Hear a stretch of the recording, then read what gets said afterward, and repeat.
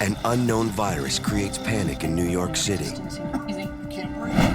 The outbreak strikes without warning, threatening 20 million lives. All right, sir, calm down, it's fine. Scientists have never seen anything like it. The deadly virus resists every effort to treat it. As the disease spreads beyond the city to neighboring states, health officials fight to protect the entire country from a new and fatal disease.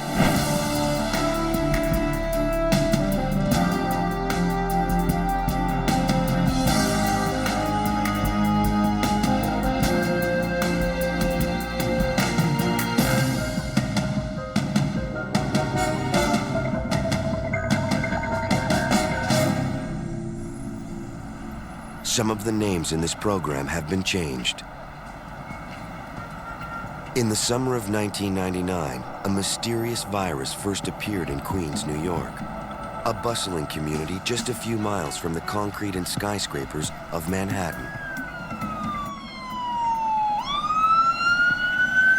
On August 12th, paramedics arrived at Flushing Hospital Medical Center with a 60-year-old man.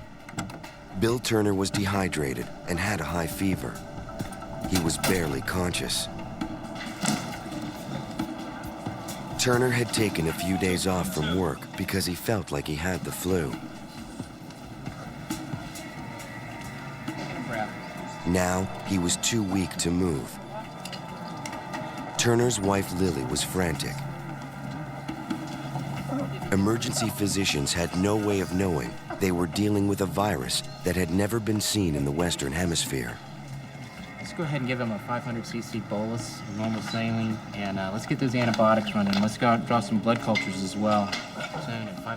Doctors ordered IV fluids to stabilize Turner and counter his dehydration. Based on the symptoms, the attending physician thought it looked like a case of pneumonia. He reassured Lily Turner. With fluids, rest, and antibiotic treatment, he anticipated a quick recovery. But within hours, Turner became disoriented. He was gasping for breath. He didn't recognize his own wife. Nurse! Turner became agitated. He had to be transferred to the intensive care unit. In the ICU, Bill Turner developed a frightening new symptom. The lab tests look pretty good, but He could no longer move his arms or legs. let us go ahead and take care of it. Lily Turner tried to remain calm as doctors explained her husband's worsening condition. With Bill's muscle weakness and his disorientation, they believed an infection was causing the dangerous swelling in his brain. The director of infectious diseases, Dr. Deborah Asnis, was paged by the ER. She was alarmed by Turner's rapid decline. I was concerned that someone that's 60 years old, who's a highly functioning individual, goes to work and is very active, could be so debilitated without a good answer. Well, the initial lab tests look okay. His chest X-ray is clear. We're really not really sure. Dr. Asnis thought Turner might have encephalitis, an inflammation of the brain. Yeah, what? To find the cause of the inflammation, doctors performed a spinal tap. LP. When looking for problems that affect the brain, spinal fluid is an important diagnostic tool. Turner's spinal fluid contained unusually high levels of protein in white blood cells, evidence that he had contracted a viral infection. Doctors were now certain Bill Turner had viral encephalitis. There was nothing they could do to fight the virus. They could only fight the symptoms.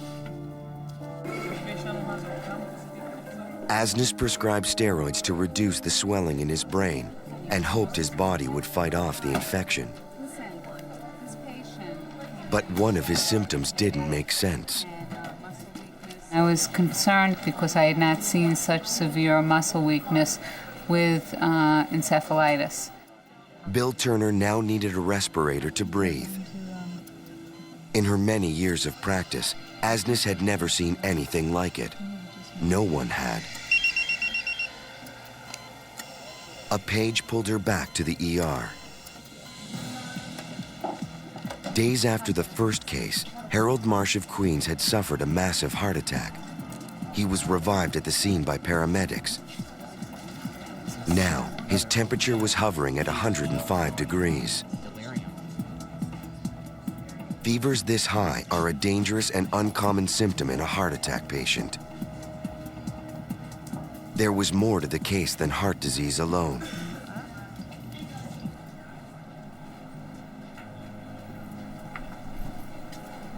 Dr. Asnes? Hi. The lab results on Harold Marsh were surprising. In addition to the heart attack, he had somehow contracted viral encephalitis. 2 encephalitis patients in the same week worried Dr. Asnes. All right, thank you. 6 days later, paramedics rushed Marcus Hammond to the emergency room. Hammond showed the same muscle weakness and high fever as the other 2 patients. His fever tremors were so severe, the entire bed was shaking. The third patient eventually needed to be put on a respirator and developed severe muscle weakness as well. But before he came to the hospital, he was a very active person at home. And this came on very suddenly within a 24-hour period. And I was concerned. In an average year, Flushing Hospital treats only 2 encephalitis cases. Now, Dr. Asnes had seen 3 cases inside of 1 week. And I thought that this was too unusual to have, this cluster like this in the intensive care unit. So I did think at that point that there was something going on.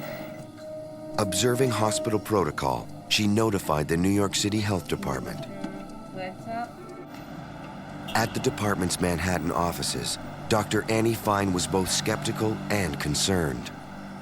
Both of us thought, well, I guess it could be some kind of cluster of encephalitis cases, but that's pretty unusual. And we both were somewhat skeptical, but open-minded. Because viral infections can be highly contagious, Dr. Fine wondered if the patients could have passed the disease to each other. To try and find out whether that was a possibility, Fine and a colleague met with Dr. Asnes. They obtained exhaustive family histories. Doctors asked a series of questions dealing with the patient's habits, diet, and daily routine. We really racked our brains to think of any way that these people could have been together or had people in common with them that could have passed an infection from one person to another. No one who had come in contact with the patients was sick. Apparently, the virus was not passed from person to person. Dr. Asnes tried to reassure the families, but there was little more she could tell them. The doctors were dealing with something they'd never seen before. The difficulty in these cases was that it was hard to tell the family what was causing the disease in their family member. I mean, we knew that there was encephalitis, but the actual agent of what was causing the encephalitis, we had no idea. To determine how far the disease had spread, they contacted area hospitals. They found that 3 other patients in the Queens area were being treated for the same symptoms. Our level of concern by the end of the day was much, much higher than it had been at the beginning of the day. I think both having additional cases and also having found that we felt these cases really had certain very striking similarities really increased our level of concern that we had in some kind of cluster or outbreak on our hands. That night, health officials sent an alert to the medical community. Dr. Fine instructed area hospitals to report all cases of encephalitis to the Department of Health. Normally in New York City, we do hear about cases of encephalitis. They get reported to the health department, but prior to 1999, the number of cases reported per year in the city was 8 to 12 in a city of 8 million people. And here we were in a small community in northern Queens with possibly 6 cases at the same time. So you can see that that would be something really rather dramatic. All of the patients lived in a small neighborhood in Queens. For health officials, this was more evidence that they were dealing with an unusual cluster. Investigators from the New York Department of Health traveled to northern Queens to search for clues. Dr. Dennis Nash, an epidemic intelligence officer with the Centers for Disease Control and Prevention, is assigned to New York City. He specializes in tracking diseases to their source. We were actively looking for environmental things around their home or things about their neighborhoods, neighborhood factors that could have resulted in some common exposure causing their illness, because we did know that the patients lived within a few square miles of one another. Typically, viral outbreaks thrive in overcrowded urban neighborhoods. But less than 10 miles from Manhattan, the neighborhood in northern Queens was like a different world. It seemed like it would be a lot more urban, but in fact it seemed almost suburban in some areas where these cases lived. There were lots of trees and single homes and lawns and yards and pools, and this was not at all what I had expected. Investigators visited the home of Harold Marsh. He was one of the first patients infected. They needed to talk to his wife, Paula, about her husband's daily routine. Paula mentioned that Harold spent a lot of time in the backyard, especially when he couldn't sleep. There, investigators found several buckets of stagnant water. Paula explained that her husband collected rainwater to use in the garden. In one of the buckets, Nash spotted mosquito larvae. Mosquitoes can act as vectors or carriers of viral disease. He took several samples for testing. Must be a lot of mosquitoes out here. Some of the patients provided another possible clue to the source. They told investigators that they often took walks along the East River. Nash and his colleague drove to the area. There, the investigators found several pools of stagnant water,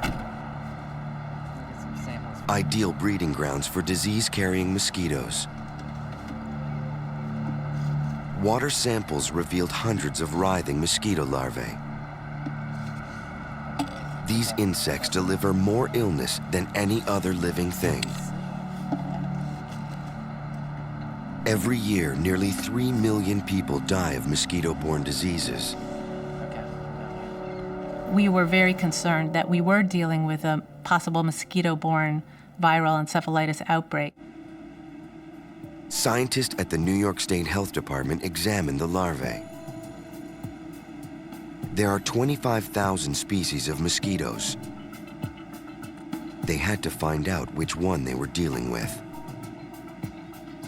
The lab's findings read like a worst-case scenario.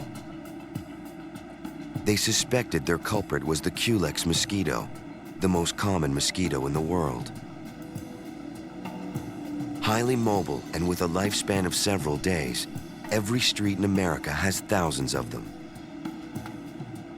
Although scientists were able to determine that Culex mosquitoes were breeding in the neighborhood, they could not tell whether the insects were carrying a virus. As doctors struggled for answers, the outbreak took a terrifying turn.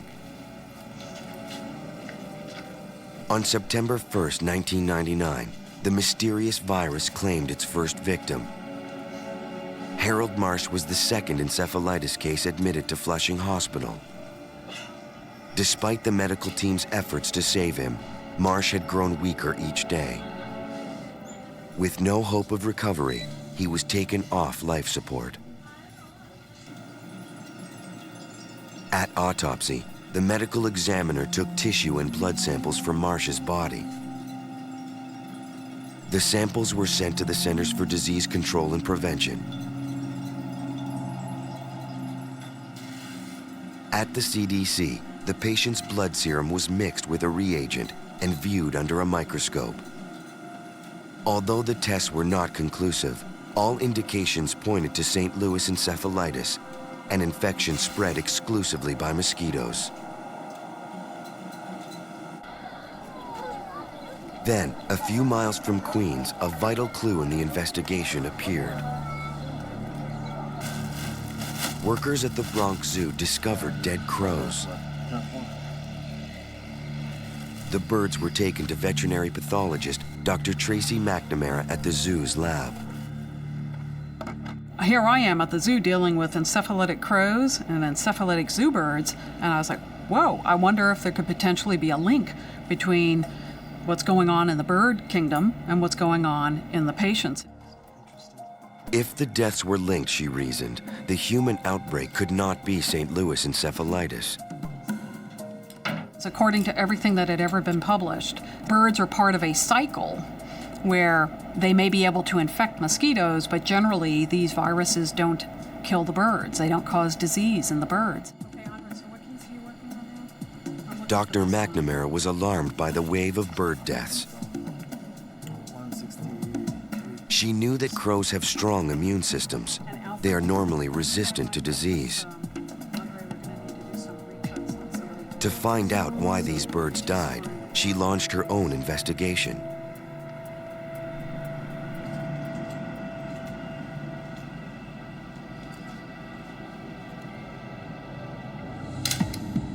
McNamara found dark patches and hemorrhaging at the back of the crow's skulls, which are signs of viral encephalitis.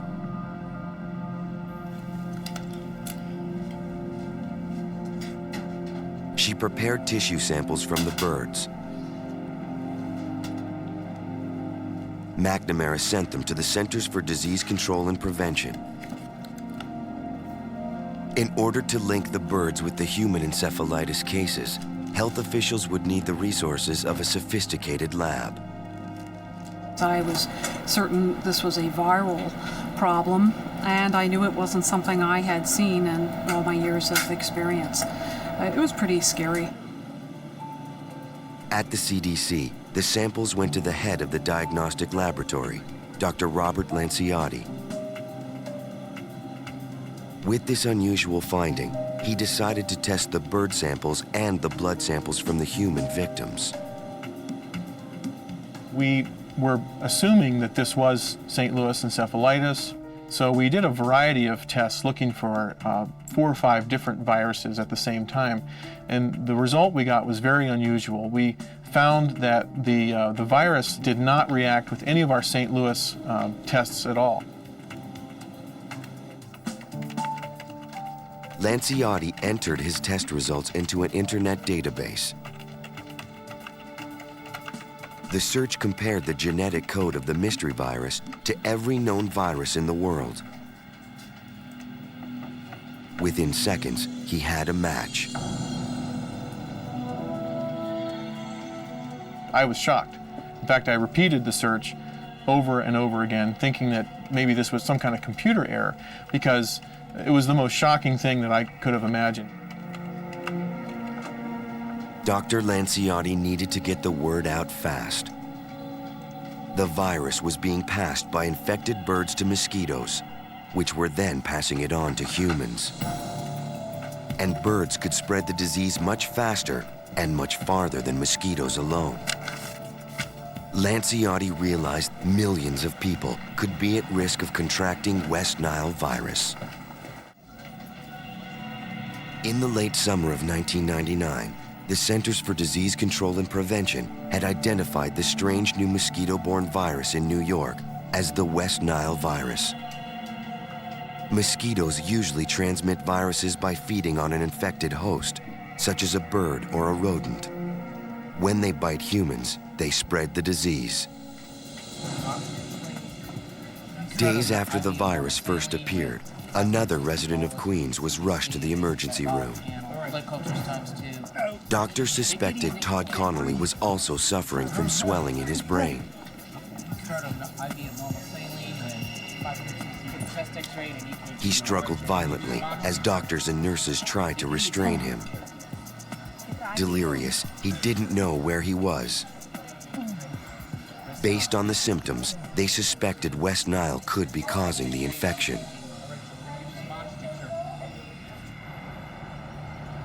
West Nile is endemic to Africa, Eastern Europe, parts of Asia, and the Middle East.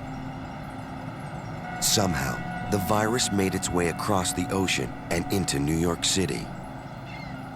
There's really 3 possibilities that most people consider for how West Nile virus got into the United States. Either on an infected bird, an infected human, or somehow an infected mosquito got into this country. All 3 of those theories have been looked at in the best way that we can, and to my knowledge, there has not been a clear theory that has been proven. There's just speculation. We really don't know. Some over here in Whitestone. Health officials didn't know how the virus got here, but they knew it could have devastating effects. To stop the deadly virus, they had to try to find a way to destroy the mosquitoes. We need radio. Is it radio? First, they contacted the office of Mayor Rudolph Giuliani. They informed him there was an outbreak of West Nile virus. With new cases appearing daily, there was no time to waste. The mayor's office scheduled a press conference. So I rode out to the press conference with the health commissioner very quickly with lights and sirens, met the mayor out there, met officials from the Office of Emergency Management and other city officials, so everybody was kind of gathering at this point. Mayor Giuliani warned citizens about the outbreak. He tried to reassure the public. You know, obviously, it's easy to say to people, don't panic, they shouldn't. We'll do everything that we can to try to wipe out the mosquito population, deal with and treat the people who may be bitten and may be affected by it. The mayor went on to say that the city would spray for mosquitoes in the affected areas. They would begin spraying within 24 hours. After the press conference, Fine met one-on-one with citizens who were concerned about the mosquitoes.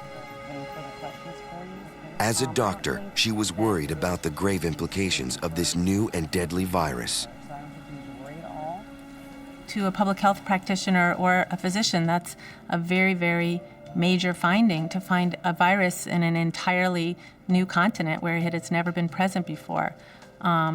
It's an enormous discovery, and it's a very worrisome discovery because you don't know exactly how that virus is going to behave there. West Nile virus was a new disease in a city that had no way to fight it. There hadn't been an outbreak due to a mosquito-borne virus in a very long time. We didn't have a mosquito control program in place. We have a very, very large and city and a very dense population, so there was no telling how many cases really this could cause, and as I mentioned, it could be very severe. So we were very concerned, very worried. Officials launched the largest mosquito eradication effort in the history of New York City. Aerial spraying took place late evening and early morning hours when the insects are most active. Workers sprayed pesticides throughout the city to kill adult mosquitoes. They also targeted breeding grounds to stop the insects from reproducing. Once infected, a female mosquito can pass the virus to hundreds of her offspring. Ground crews spread pesticides to kill mosquito eggs and larvae. In the air, helicopters took surveys of standing water throughout New York.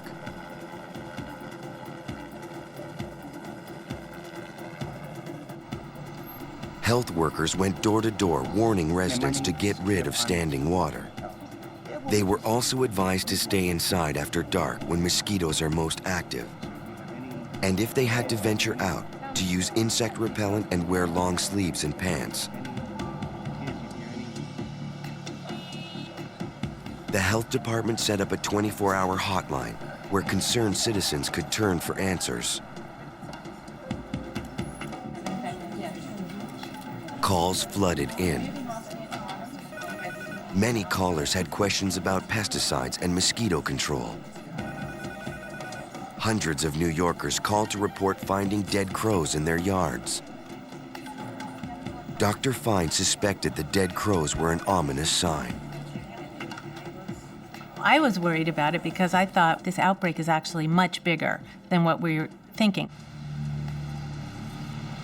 In late September, the virus crossed state lines. In Greenwich, Connecticut, a dead crow was found near a golf course. The bird was delivered to the Connecticut Agricultural Experiment Station. You say when it died? Dr. Theodore Andreadis contacted a veterinary pathologist to examine the bird and determine the cause of death. Andreadis instructed his team to set up mosquito traps where the dead bird was found.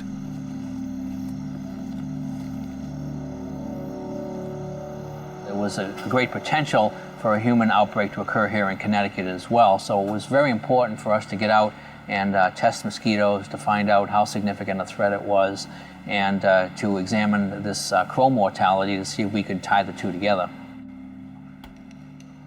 Before scientists could begin testing the mosquitoes for viruses, they had to identify them by species. Connecticut has more than 40 different types of mosquitoes, and not all of them feed on humans. Certain mosquitoes will feed only on birds, some will feed on amphibians, and others will feed on mammals. If we find the virus in a human-biting mosquito, then we know we have a significant threat and some public health measures have to be put into place. After the mosquitoes were sorted, scientists tested them for viruses. The painstaking process would tell them if any of the insects were carrying some type of virus. The samples were placed in vials of liquid and agitated to break up the mosquito's mass.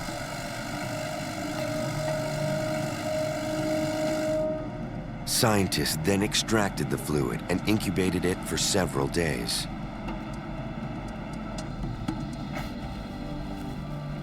If a virus was present, the liquid would appear cloudy. In this case, there was no doubt about the results.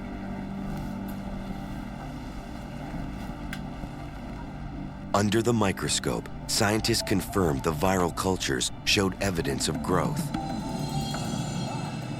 Technicians at the CDC determined that the mosquitoes were carrying West Nile virus. Kelly, how we With the doing? news that West Nile was now in Connecticut, Dr. Andreadis shared the public's concern. How many we have finished now? Well, I think it's the general fear that you're out and enjoying yourself, and all of a sudden you could get bitten by a mosquito, a tiny little mosquito that could be carrying a deadly virus. By November of 1999, cold weather had come to the Northeast, and the active mosquito populations in New York and Connecticut died off. But under the snow, millions of eggs were lying in wait. Only time would tell if the virus would survive the winter freeze to claim more victims in the warmth of the coming summer. In the summer of 1999, New York City was gripped by a deadly outbreak. 62 patients had been hospitalized. 7 of them died. In addition, nearly 15,000 birds, most of them crows, died from the infection. A winter freeze killed the mosquitoes and appeared to have stopped the virus from spreading. But West Nile had survived. As the summer of 2000 approached, health officials were worried. The mosquito population was beginning to emerge along with the West Nile virus. the disease spread throughout the Northeast. It claimed victims as far south as North Carolina and as far west as Pennsylvania.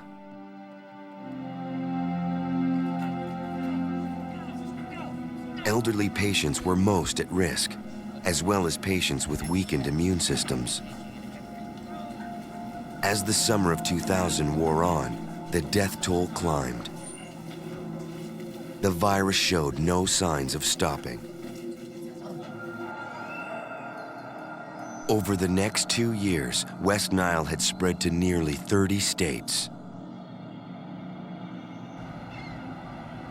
Louisiana was hit hardest. Warm temperatures and abundant waterways made it the ideal breeding ground for disease-carrying mosquitoes. In Baton Rouge, Judy Simmons' mother was the first victim of West Nile virus. It's a very bad way to die. Judy Simmons was with her mother during the final moments. I called both of my children. I didn't tell my grandchildren that their grandmother was dying. I just said, you need to tell, your grandmother that you love her, and you'll talk to her soon. And she died. 80 people were infected in Louisiana. The governor called a state of emergency. On oxygen, feeding tube, she couldn't eat. It's horrible. Louisiana spent millions of dollars to track the outbreak and get rid of the mosquitoes. But no amount of spraying can wipe out the mosquito population, according to Randy Vaith, a biologist with the East Baton Rouge Parish Mosquito Control. You're not going to be able to completely control the mosquito populations. You can educate people to where they are not going to be exposed to the mosquitoes carrying it, and you can reduce those populations down significantly, but you're still going to have some mosquitoes and you're going to have some humans bitten. Health officials were fighting a losing battle. 2 years into the outbreak, birds and mosquitoes had spread the West Nile virus further south and west. By midsummer 2002, the West Nile virus had infected hundreds of new victims and claimed dozens of lives. Still, health officials warned that the disease was only midway through its peak season. So far, the virus had attacked the weak and the elderly, but that was all about to change. In late August of 2002, 36-year-old Tracy Hollis drove to Peoria from her house in the Illinois countryside. Tracy worked on the housekeeping staff at St. Francis Medical Center. As the mother of 4 children, Tracy led an active and busy life. But for the past few days, she suffered from headaches and fatigue. Tracy's mother, Janet Ferris, was concerned. She said that she just didn't feel right. She didn't know what it was. She was having slight dizziness. But the dizziness was getting worse by the minute.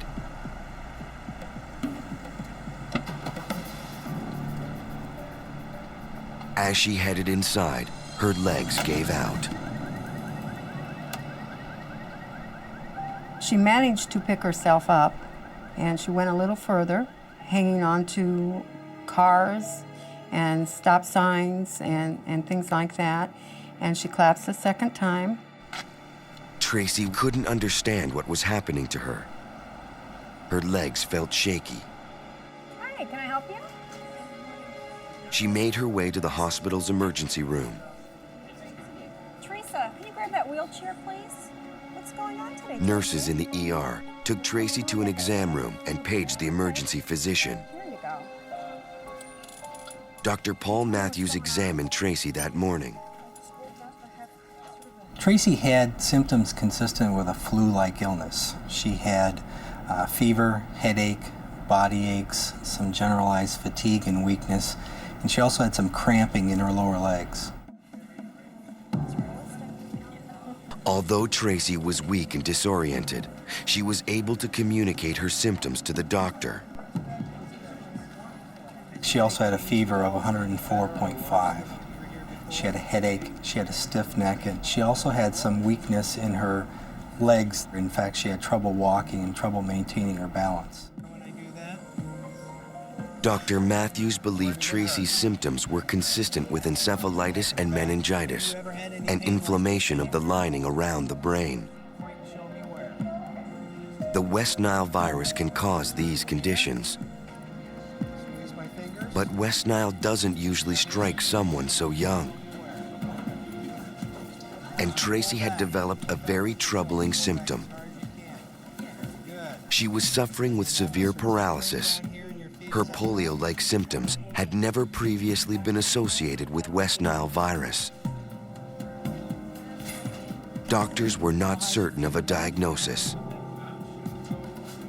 They feared that if the paralysis intensified, Tracy might not survive.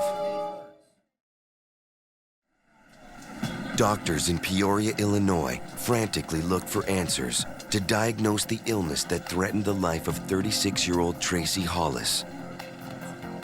They believed she had West Nile virus, but were waiting for test results to confirm. Her severe paralysis puzzled doctors. They had never seen anything like it. Dr. Matthews ordered a battery of additional tests, including a spinal tap and MRI, or magnetic resonance imaging. They hoped the MRI would allow them to better see the cause of her debilitating paralysis. Using radio waves, the machine performs a scan of the brain. It allows doctors to see a two-dimensional model of the tissue in the brain and detect swelling, blood flow, and any abnormal growths. The test confirmed the swelling in Tracy's brain. She had meningitis, but that didn't identify the source of her paralysis. Dr. David Slagle, chief of infectious disease at the hospital, was called in to consult on Tracy's case. He suspected her fever and the meningitis were caused by the West Nile virus.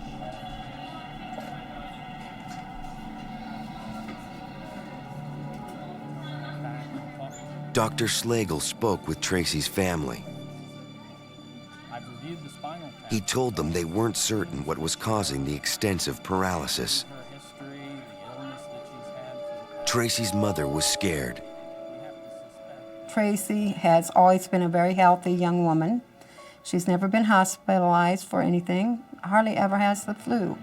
I knew that when her legs would not work, it had to be something serious. Of course, I was thinking the worst. I did not know what it was. I was thinking, multiple sclerosis or maybe a stroke, something to that effect. Samples of Tracy's spinal fluid were shipped to the state lab for testing. The lab test would take several days.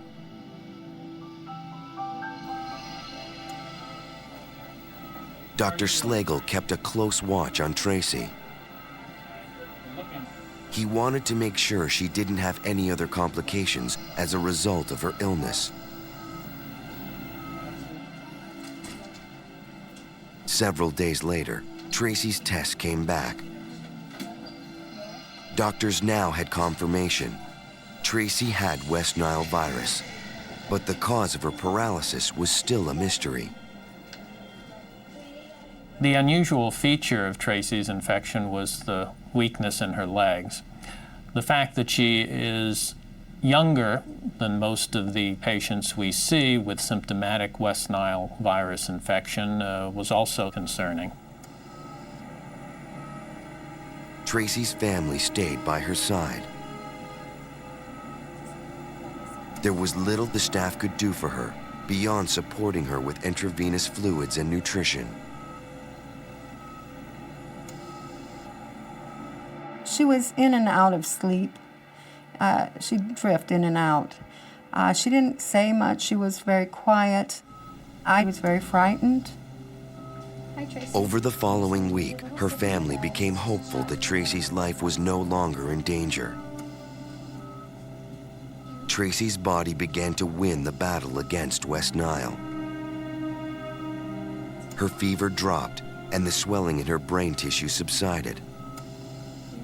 But partial paralysis in her legs remained. The virus had attacked the nerves in her spinal column, leaving extensive damage. 2 agonizing weeks after her illness first started, Tracy was finally well enough to go home. But the question of her paralysis remained unsettled. We couldn't tell her how quickly it would get better. We couldn't tell her to what extent she might have some residual leg weakness after the infection was resolved. These are uncertainties in regards to an infection that's new in this country that we simply can't tell at this point in time what the ultimate prognosis for many patients will be. When Tracy came home from the hospital, she needed help from her mother and the rest of her family. Everyday chores were difficult. I'm just not the same person as I was before this happened. I move a lot slower, and it takes me about 5 minutes to go down my steps, just because I take one step and rest and take another and rest again. And there's pain in my leg after I'm done walking that far, so I have to sit down and rest. Over several months, Tracy has worked hard to regain her mobility. Her mother has watched the toll the illness has taken on Tracy and her family. Tracy was very active with her children before this happened. Any night of the week, you would see her out walking with her children or having them over to the local park, playing with them. They camped a lot, but she's unable to do these things anymore. And the children miss that part of their life, I'm sure of it. Throughout her ordeal, Tracy has tried to remain positive. When something like this happens, you sit back and you think of all the things you do have instead of always think about the things you don't have. And you tend to appreciate the tiny things, like just walking outside in the fresh air. I mean, I almost had that taken away. It's pretty scary.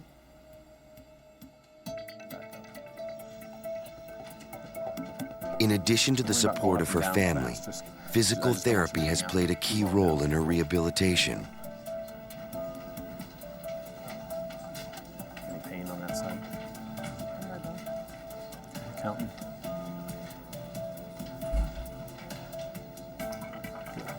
The therapy wears me out because it's working the leg muscles, and my leg just isn't the same as it was before this happened. The doctors believe that I will have 100% usage of my leg, but it's just going to take a lot of work and time on my part.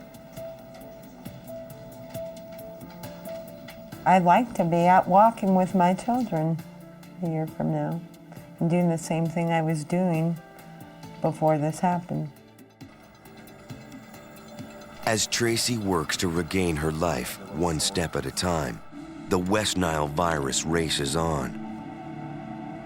The news that West Nile can cause paralysis is a terrifying development. Doctors struggle to understand this disease as it evolves. There seems to be little they can do to stop it. By the end of the summer of 2002, it was on the move again. Spread by mosquitoes, West Nile virus first appeared in the United States in a small community in Queens, New York in the summer of 1999. Within 3 years, every state east of the Rockies was battling the deadly virus. West Nile moved like wildfire across the country. By the end of the summer of 2002, West Nile reached California. experts believe that in time, the virus will reach every state in the U.S. and eventually spread throughout the Western Hemisphere. Its effects will be far-reaching, according to the CDC's Dr. Robert Lanciotti. West Nile virus has drastically changed the public health infrastructure in this country, and I've seen incredible changes.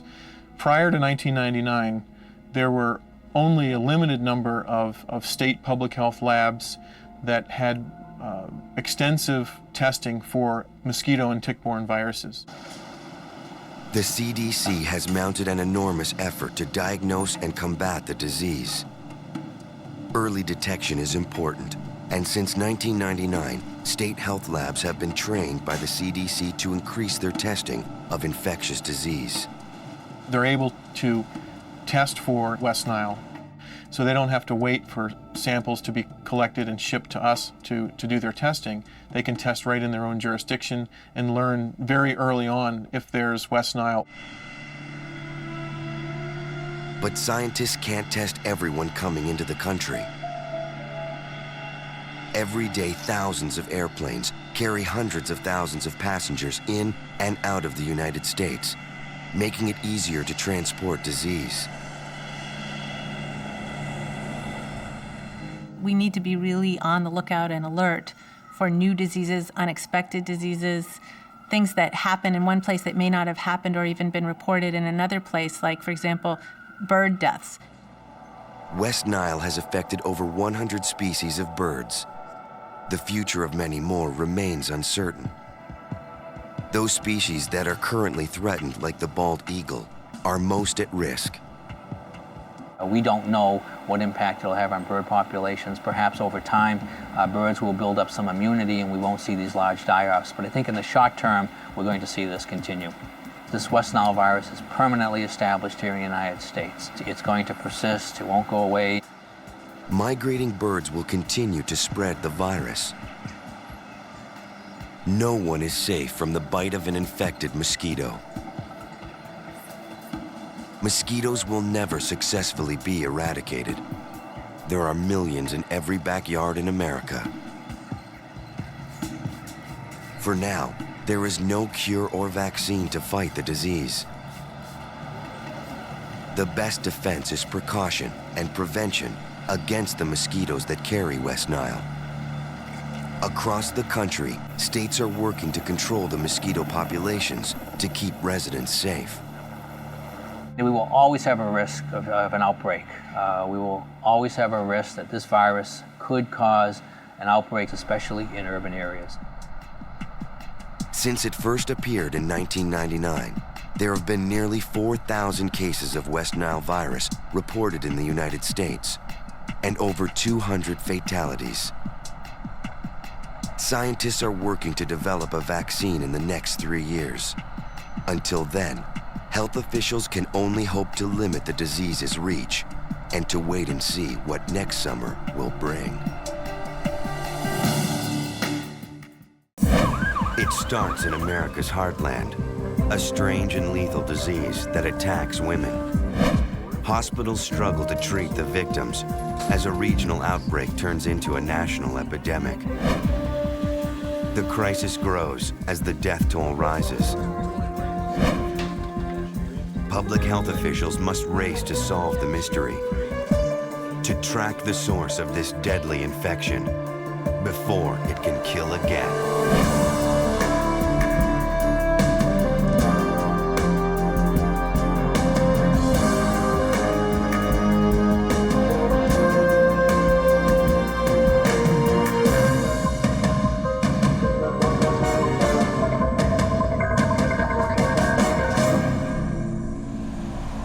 Some of the names in this program have been changed. December 1979. A crosstown bus in Madison, Wisconsin. A young woman, by all appearances in perfect health, until her collapse was sudden and terrifying. Unconscious, barely breathing, the young woman lay sprawled out in the aisle.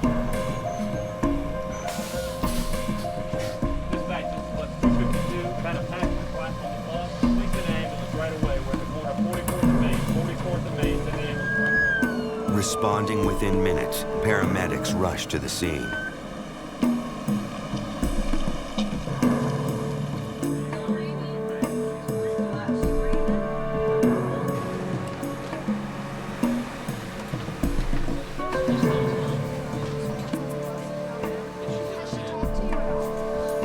And what they found concerned them.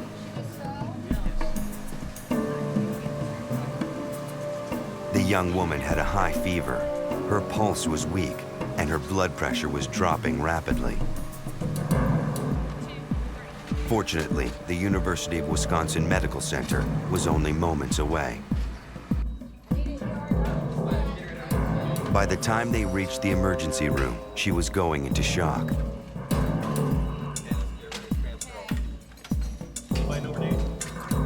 The ER staff would have to work fast.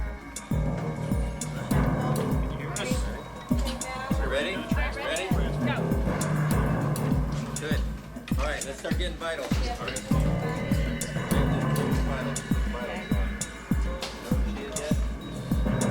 They had no clues to work with. Only a driver's license with her name, Emily Murray, and her age, just 18 years old.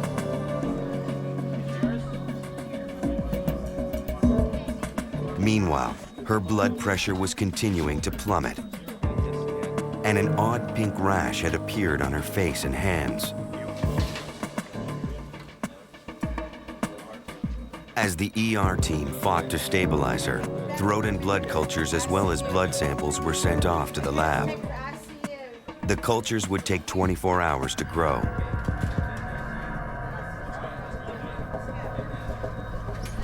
Emily was moved to the intensive care unit, where she was placed on kidney dialysis and her vital signs could be closely monitored.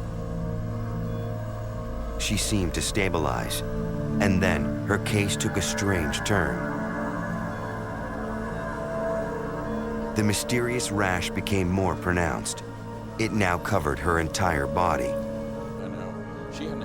Urologist Dr. Russell Chesney was called in. His first priority to bring her out of shock, to figure out what was going on. I knew that I'd never seen anybody look quite like this. She had this rash, this sunburn rash, and it was spreading. It was something that was affecting all of her organs. She had bad lungs, she had shock, she had profound diarrhea, she had kidney failure. The sudden onset of Emily's symptoms and the bizarre red rash made Dr. Chesney suspect she had contracted a severe infection. There was no time to wait for lab results. He had to act immediately and aggressively. Do you know where you are? So we treated her with a very broad spectrum of antibiotics, kind of a shotgun approach, if you will. And we wanted to make sure that if this were an infection, that we were preventing it from spreading and that we were preventing the organisms from persisting. The doctors called in Emily's distraught parents, trying to find any possible clue to what had made her so sick.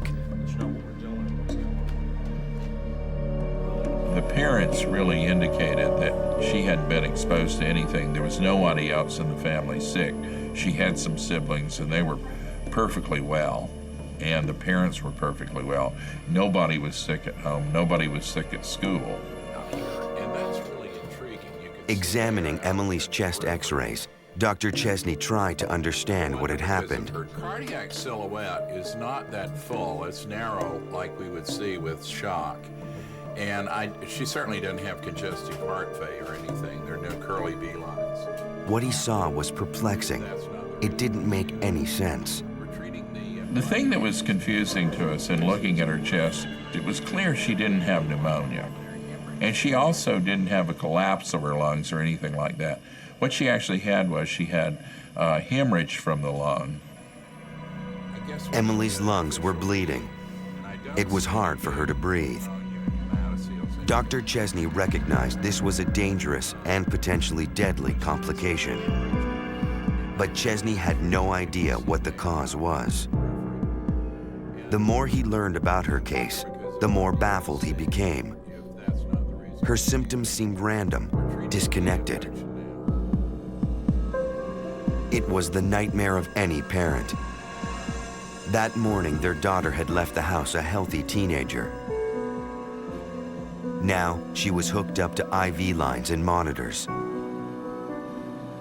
Luckily, IV fluids and dialysis eventually began to help. Emily's blood pressure started to rise to a safer level.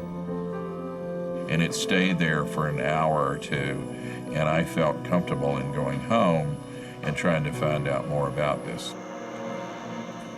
With the patient finally stable, Chesney could concentrate on the diagnosis. He sought a second opinion from his wife. Was this the teenager that day? Dr. Joan Chesney is the head of the Infectious Disease Division at the University of Wisconsin School of Medicine. What is it that really The patient's high fever, diarrhea, and dehydration were all classic symptoms of an infection. But she has a lot of other extra features that just don't make sense. Like what? Well, one of the things she has is a rash that is spreading like crazy. Total body rash, angry looking. I really can't figure what's going on. To Dr. Joan Chesney, the symptoms sounded familiar. Let me ask you just one question. Does she have bright red eyes? A red rash and red eyes. It reminded Joan of a journal article she had recently seen by a doctor in Colorado. The article outlined a new syndrome called toxic shock, characterized by shock, a rash, and multi-organ disease. The illness was linked to a toxin produced by the bacteria Staphylococcus aureus. The disease was named toxic shock syndrome. In extreme cases, it could be fatal. The next morning, Joan Chesney came in to examine Emily Murray. In her 11 years studying infectious diseases, she had never seen anything like it. Blood vessels became inflamed when the bacteria released its toxins, causing a rash that covered Emily's entire body, even her palms. In the journal article, the Staph aureus bacteria was described as infecting the patient's bodies through an open wound. But Emily did not have any cuts or wounds for the bacteria to infect, so where had it come from? My biggest question was, is this toxic shock syndrome as he described it? But I was very skeptical about the Staph aureus, particularly because she didn't have any infection site. Emily did have many of the same symptoms. She even developed small hemorrhages in her eyes. Chesney was determined to unravel this medical mystery. There are other bacterial infections that can cause shock and multi-system disease, but they don't generally cause the rash or the red eyes. So it was one of those things that you just had a sixth sense that there was something not right about this. Emily fit the description of toxic shock syndrome, but not completely. Joan Chesney wondered if they were seeing the birth of a new and terrifying disease. You have to make yourself keep an open mind to the fact that it might be a new virus, it might be a new bacteria. We were wondering if it could have been some kind of chemical reaction, that she'd maybe absorbed a chemical through her skin or taken a drug that nobody knew about. Then, just hours later, a second case appeared. 19-year-old Kaylee Wilson was rushed to the University of Wisconsin Medical Center. Like Emily, she arrived in the ER with a raging fever, extremely low blood pressure, and a bizarre red rash. The ER staff pumped her with fluids, desperately trying to raise her blood pressure. Kaylee's mother was frantic. The girl was fighting for her life. Joan Chesney was immediately notified. We see patients all the time who have very unusual presentations of some disease, but there's only one of them, and we often don't figure out what it is, no matter how hard we try. But here we had two great less than 24 hours apart, both of whom were very sick. The similarity between the two cases was uncanny. Joan's experience with infectious diseases told her this couldn't be a coincidence. She recommended supportive treatment, massive amounts of IV fluid, and a broad spectrum of antibiotics. Soon after Kaylee was admitted, Joan learned that a third case of the mysterious illness was being treated at a hospital just across town. This was no random event. This was the beginning of something widespread, something far-reaching. This was the start of an epidemic. To say my heart rate doubled would be an understatement. It was scary. Joan knew it was time to bring in the director of the Wisconsin Department of Health, Dr. Jeff Davis. The fact that 3 cases were occurring in one community simultaneously certainly was of impact. We felt it was certainly unusual and needed to be investigated right away. As chief epidemiologist for the state of Wisconsin, it was Dr. Davis's job to make sense of this outbreak, to figure out how these 3 cases were related. Had the young women all been exposed to something in common? What was the source of the illness? Dr. Davis interviewed the 3 patients, asking about pets, allergies, dietary habits, anything that might provide a link, a clue to the origin of this mysterious infection. We asked about a lot of activities. These were fairly far-reaching, where people shopped, where they went, what their usual activities were. Davis then compared the interviews, looking for overlapping data, the one key point where the patients' lives intersected. What he found was absolutely nothing. Except for the fact that they were women, and they were from basically the greater Madison area. They didn't have anything in common. The mystery was growing, and unless doctors and public health officials could identify the source of the toxic infection, more young women could be in danger. A strange outbreak, a mysterious infection. And in Madison, Wisconsin, young women were being rushed to the hospital. In each case, the symptoms were the same: high fever, dangerously low blood pressure, signs of shock, and a bizarre sunburn-like rash.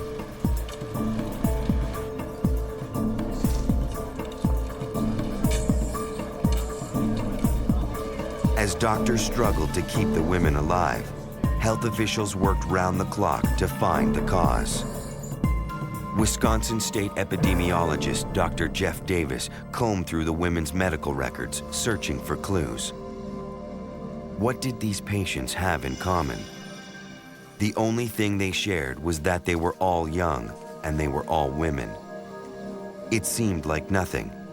In fact, it was the beginning of an answer. So that's when I thought, what differentiates women from men? And given their age, I thought that menstruation may be a factor. Unfortunately, the medical files had no record of menstrual cycles. Dr. Davis would have to revisit the patients.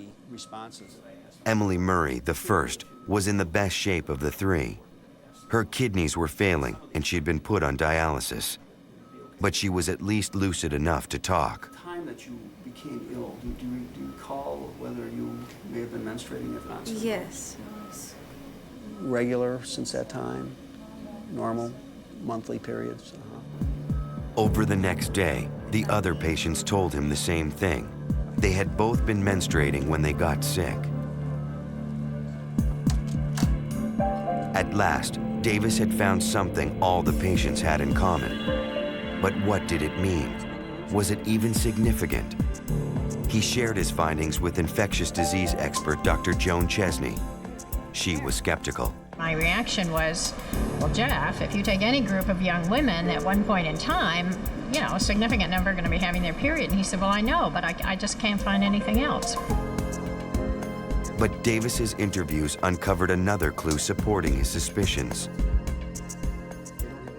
One of the women had suffered similar but less severe symptoms a month before. The implications were frightening. Had the young women taken a pain reliever that was contaminated, a tainted batch of oral contraceptives? Davis and Chesney wondered if other doctors in the area were seeing the same strange illness. It was time to get the word out, to get as many brains working on the mystery as possible. We felt a real sense of urgency to let other people know as quickly as possible and to see if people had seen it, not recognized it, to be sure we picked up any additional cases. Dr. Chesney presented her cases at a hospital conference on infectious disease. Thank you all for coming. We wanted to tell you about 3 patients that we've seen in the last 2 days. And we wanted to bring it to your attention so that if any of you saw a patient with this in the next few months, or if you've seen a patient with this over the last 6 months, please let us know. I'm sure it's not just going on here in Madison, but it's probably... When she asked if anyone had seen patients with similar symptoms, a medical resident spoke up. Dr. Chesney, I saw a similar patient 6 months ago. He had treated a young woman in her teens a few months earlier. Dr. Chesney asked to look at the patient's records. We're all quite concerned about it right now. Thank you again for letting us come today.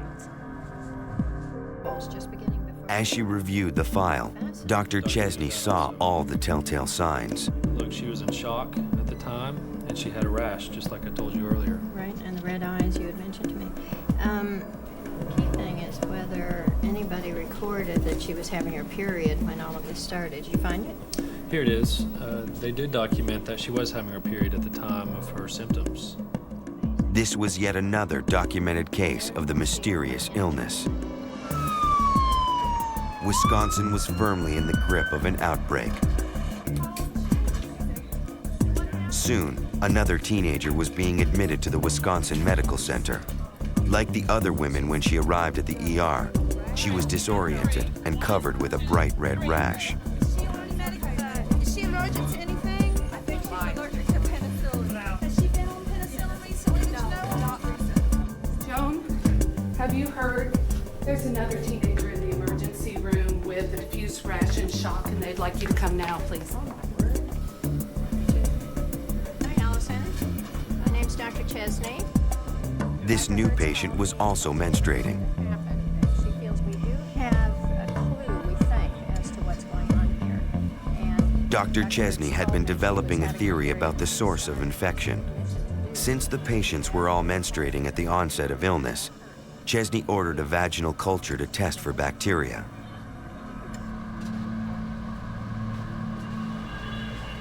In the lab, the culture was incubated on a growth medium. 24 hours later, it was placed in a reagent solution and identified as Staphylococcus aureus, the bacteria associated with toxic shock syndrome. Joan Chesney's initial diagnosis had proven correct. And sure enough, it was what we call a pure culture. That was the only bacteria that grew, and it was a heavy growth. So that was our first clue, hard clue that maybe our thoughts were going in the right direction. For Dr. Jeff Davis, the epidemiologist, it was time to place the entire state on alert. He notified over 3,500 physicians that Wisconsin was facing an outbreak of the deadly toxic shock syndrome. He requested information and sample cultures from any patients who displayed symptoms. It was important to get this letter out because they needed to learn about the illness. They needed to know what was occurring. We made recommendations for what laboratory tests to obtain, and so that expanded their ability to get the appropriate tests. In a time before email, Davis's letter on toxic shock was distributed the old-fashioned way, by U.S. mail. But all across the state, physicians got the message: watch out for unusual cases. It was really that very, very unique combination of symptoms and signs that we tried to let people know about. And, you know, don't give them some penicillin and send them home because they won't be better in the morning. You need to get them to the hospital right away. The response was overwhelming. Hospitals statewide reported cases of the deadly illness, not just one or two, but hundreds of them. Young women all over Wisconsin were infected with toxic shock syndrome, and health officials had no idea why. In 1980, dozens of young Wisconsin women were coming down with a disease no one had ever heard of before: menstrual toxic shock syndrome. The local doctors were baffled. More cases were appearing across the state. And then, several weeks into the outbreak, the Wisconsin Department of Health learned that 3 women in Minnesota had also been hospitalized with unusual symptoms. Epidemiologist Jeff Davis was baffled. Toxic shock syndrome is not contagious. How would it spread to another state? We discussed the importance of reporting this to CDC, because clearly this was going on in a couple of states.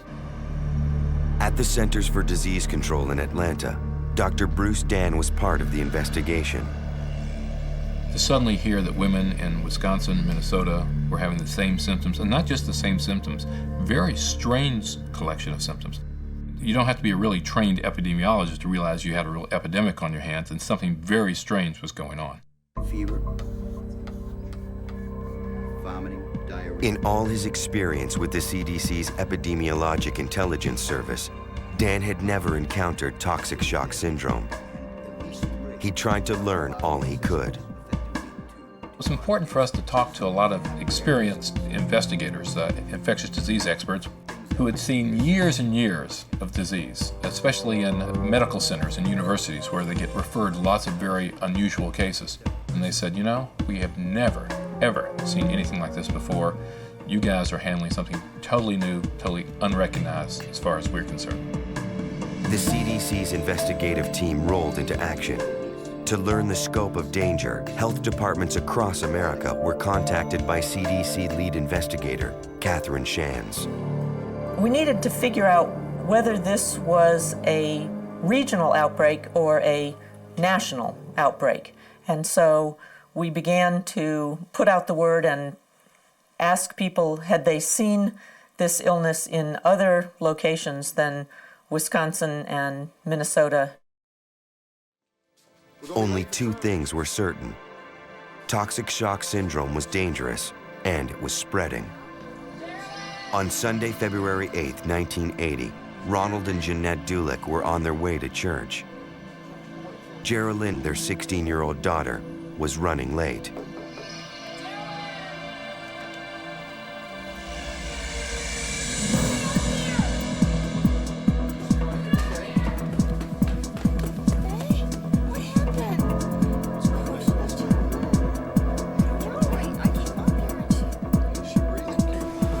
At St. Mary's Hospital in Milwaukee, an emergency team sprang into action. As Geraldine flickered in and out of consciousness, the ER staff charted her vital signs. The teenager was suffering from multiple high-risk symptoms. Her heart was inflamed, and her temperature soared to 106 degrees. Doctors struggled to make a diagnosis until the attending physician received Jeff Davis's letter. He recognized his patient's symptoms as a textbook case of the brand new epidemic.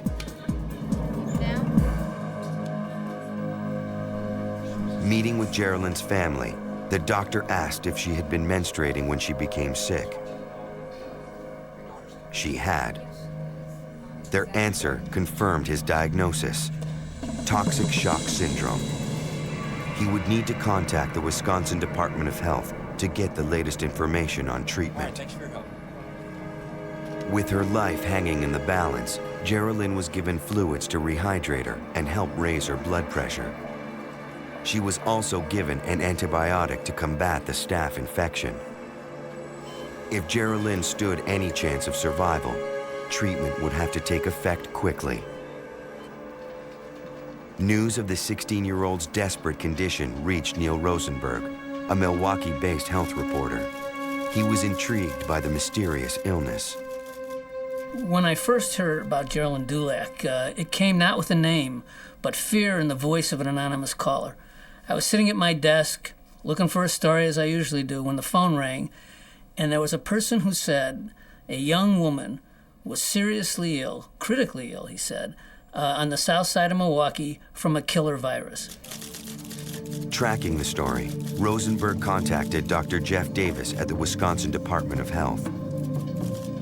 He learned the mysterious illness had a surprising connection.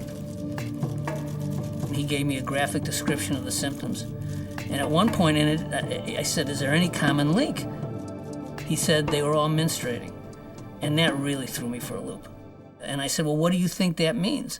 And he says, we really don't know, Neil. That's what we're looking into. Rosenberg's story made front-page news. For Jeff Davis and the Department of Health, it also opened a floodgate. That article had a lot of information about toxic shock syndrome.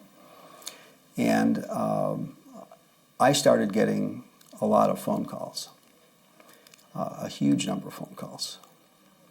And so that article had an extraordinary impact. Hundreds of calls began pouring in. Physicians called to report suspected cases. Women called to share their stories of surviving a bout with the deadly syndrome. Astonished by the response, Davis launched a case study to analyze the data. Health officials worked non-stop gathering information.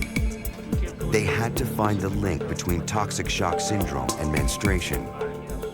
Through scores of interviews, the team compared 35 confirmed cases of toxic shock to a larger control group of healthy women. All the women, healthy or infected, lived in the same area. They were all about the same age and shared similar lifestyles.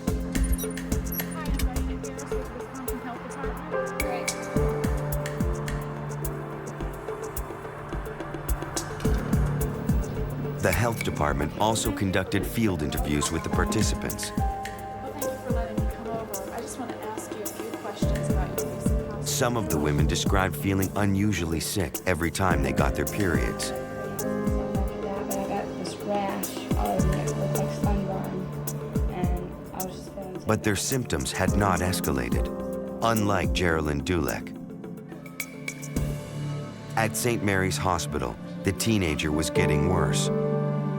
Her condition had been steadily deteriorating.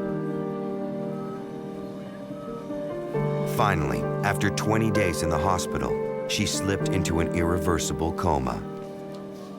And on February 28th, Geraldine Dulek died from catastrophic organ failure. Wisconsin had lost its first victim to toxic shock syndrome. She would not be the last. Until 1980, the American public had never heard of toxic shock syndrome. But now the rare bacterial infection was erupting in the Midwest. One teenager had already died in Wisconsin. Now the disease showed up in Iowa. On May 16th, 36-year-old Chris Laycock was rushed to the hospital. Her liver and kidneys were failing. The emergency room team worked hard to stabilize their patient.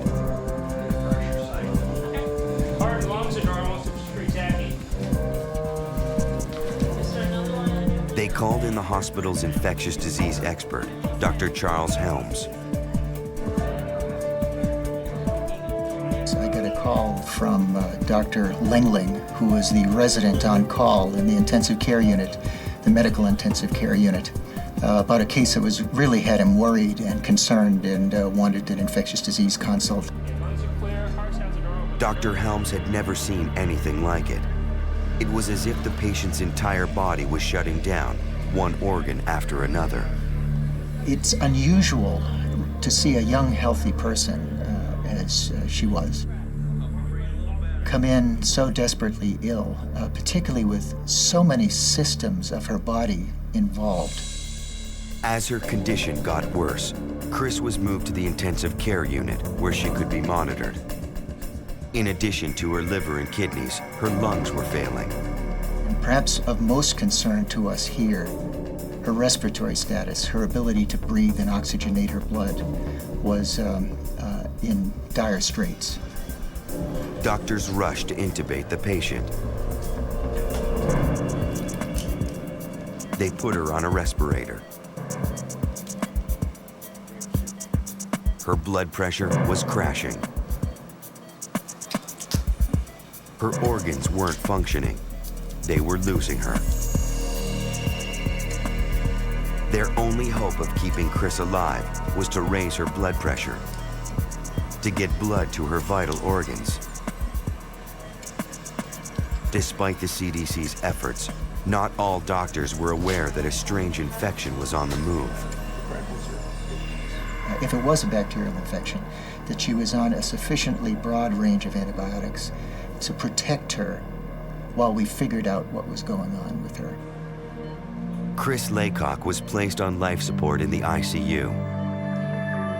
Her family sat by her side as she slipped into a coma. But Chris was not alone. Toxic shock was now a national problem.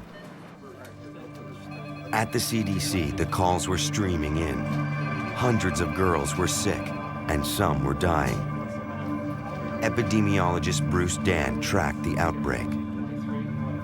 It was happening nationally in a dozen states all over the country. Suddenly, young, previously healthy women who were going about their life, going to high school, going to college, going to work, raising kids, suddenly get ill as if they had the flu, and some of them would be dead in the next 12 or 24 hours from a totally unknown cause.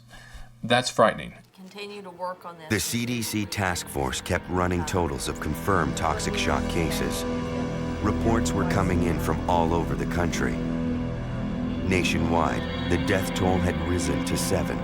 As the numbers kept pouring in, we got more and more calls saying we've seen another case and another case and another case. There was a lot of pressure to say we have to solve this very quickly, find the answer to stop this epidemic and save a lot of lives.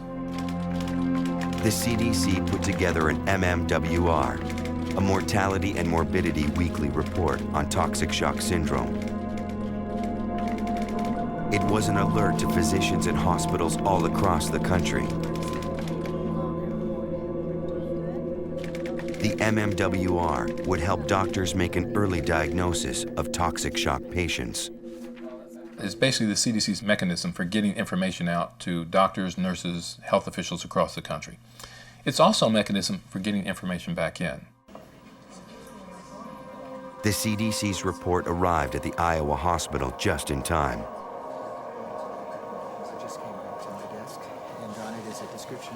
Dr. Helms recognized Chris Laycock's symptoms immediately. It was textbook toxic shock syndrome. Dr. Helms followed the CDC's recommendations: massive amounts of fluids and antibiotics to fight infection. For now, her terrified family could only watch and wait. Back at the CDC, the numbers continued to rise. 107 cases had now surfaced in 33 separate states.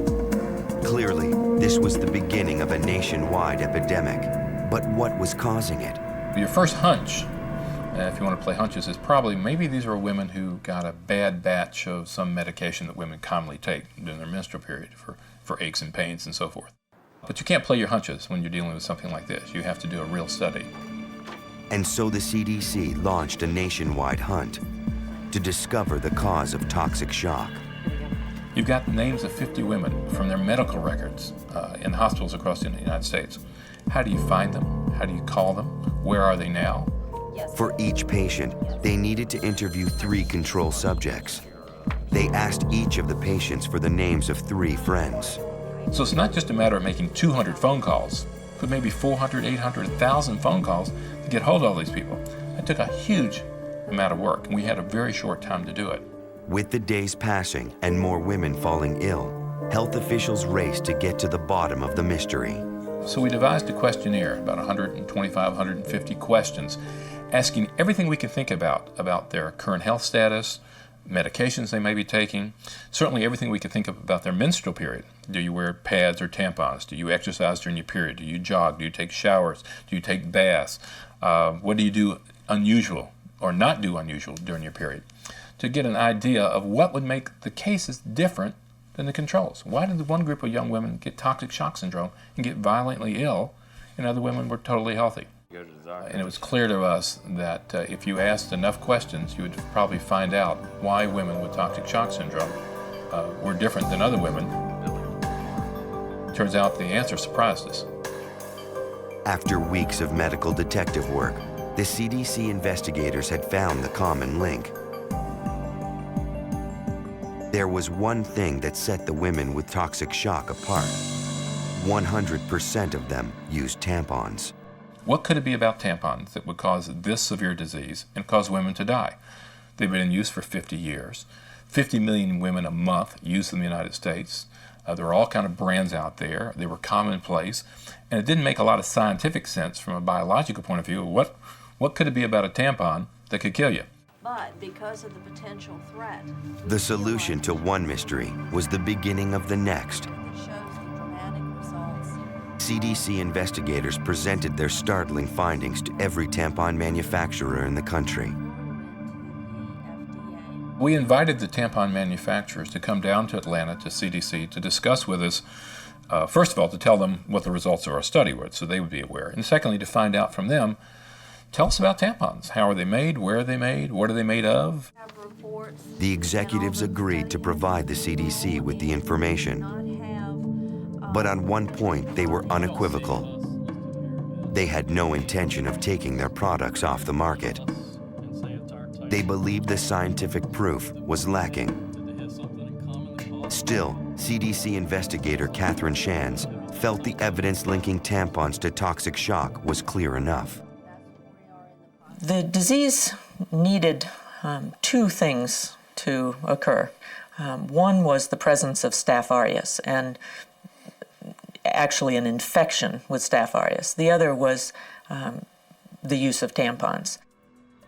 And so the CDC went public with their findings. They needed to warn women about the potential threat. But the mystery was far from solved. Dozens of questions still lingered. Investigators needed to conduct a second study to determine why tampons were making women sick. What caused the infection? Had specific brands become contaminated?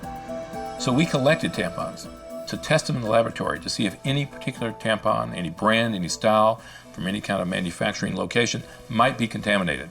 And though we looked at hundreds and thousands of tampons, hundreds and thousands of hours of laboratory time to look for that, we couldn't find any particular tampon that were contaminated with anything that would cause a disease.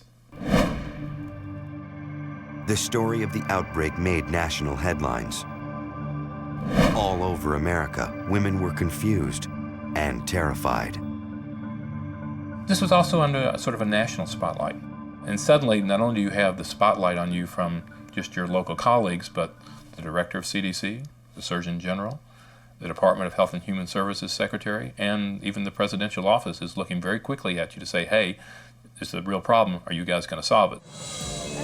Throughout the summer and fall, the epidemic raged on, and panic began to set in as more and more women found themselves in a battle with a mysterious disease, fighting for their lives. All across America, women were dying, and health officials didn't know why. As scientists raced to find answers, more patients were being rushed to the hospital. Patients like 25-year-old Pat Kemp, the mother of two small children. She had early flu-like symptoms. Now she was in the ER. And her husband, Mike, was worried. Every 15 or 20 minutes I was allowed to enter into the emergency room. I could hold her hand. She was having such a difficult time breathing. She wasn't able to communicate very well with me, but I could squeeze her hand and she could squeeze it back. As Pat's condition deteriorated, Mike grew more concerned. To think that just a few days prior she was the young, healthy mother of my children, and we were enjoying life and making plans for our future, to see her in a hospital setting looking totally unlike her normal self and fighting to take every breath. The medical community was now on high alert for patients who showed signs of toxic shock syndrome. And Pat Kem was a classic case. Admitted to the ICU, Pat was treated with antibiotics to fight the infection. But her situation was grave, and Mike could see she had taken a turn for the worse. I was so alarmed at how her coloring had changed, and later I understood that that was because her blood vessels were bursting under her skin due to the toxins and the poison in her body. And I said, well, doctor, what's the worst thing I can expect? And he said, Mike, that's a good question to ask. You know, my fear was, would she have lung damage or brain damage or some other organ that could be damaged by all this? And he said, you know, that's a fair question, but our fight right now is just to try to keep her alive. And at that point, it dawned on me just how critical she was. I understand. Even as Pat Kem lay on that hospital bed, the CDC was working around the clock to pinpoint the source of her infection. Was it a style of tampon, one specific brand? That's when investigators had a breakthrough. In this particular study, one particular brand of tampon accounted for about 2/3 of all the cases. And it was a brand of tampon that only about a fifth of women in the United States were using. So something was highly risky about this tampon. The brand was a relatively new product that had been aggressively marketed as a super absorbent tampon. The manufacturer had spent millions of dollars promoting it to women nationwide. They told us that they had made changes in the composition of tampons over the last several years. Prior to 1975, all tampons had been made of cotton and rayon, and they had begun introducing high absorbency chemical materials into tampons to obviously to increase the absorbency. The FDA acted swiftly and pulled the brand from the shelves. When they did that, the number of cases of toxic shock syndrome dropped off dramatically. And not surprisingly, if a tampon is responsible for 2/3 of the cases, removing that tampon from the market as quickly as you can will reduce the number of cases. The CDC got the word out. Tampons were directly linked to toxic shock syndrome. But for Pat Kem, it was already too late.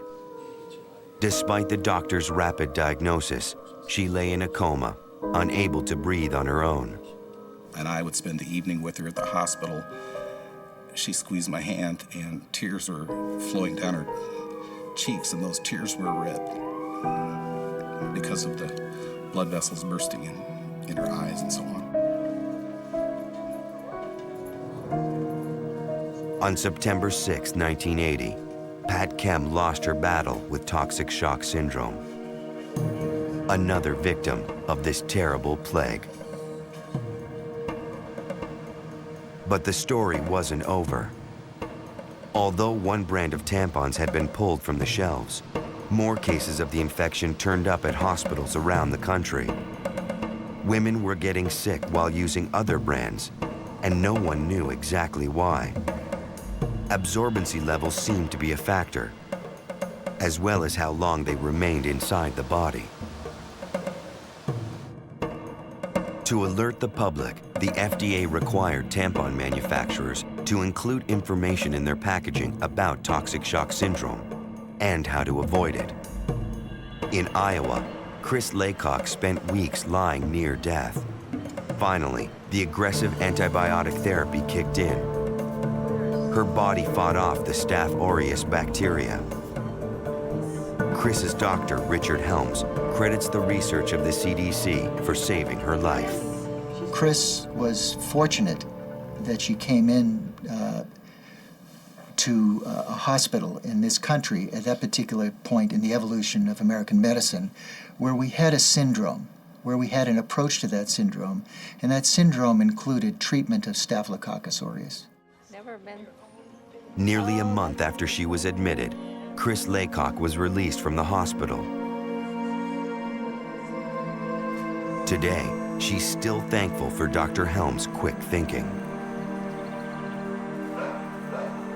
They saved my life. There's no doubt about it. They saved my life. They were on top of it. They had to try a lot of different things. You have to realize that my kidneys failed. I went into congestive heart failure. I was being kept alive by life support, and they kept me alive. And I'm very, very, very grateful to them. In the span of one unfortunate year, hundreds of young women were infected with toxic shock syndrome. 37 of them died. Dozens more suffered lingering pain and trauma. But women like Chris Laycock, like Emily Murray and Kaylee Wilson, all survived in the end. In the following years, researchers got a much clearer idea of what had caused the outbreak. The tampons were the culprit. The new synthetic materials simply worked too well.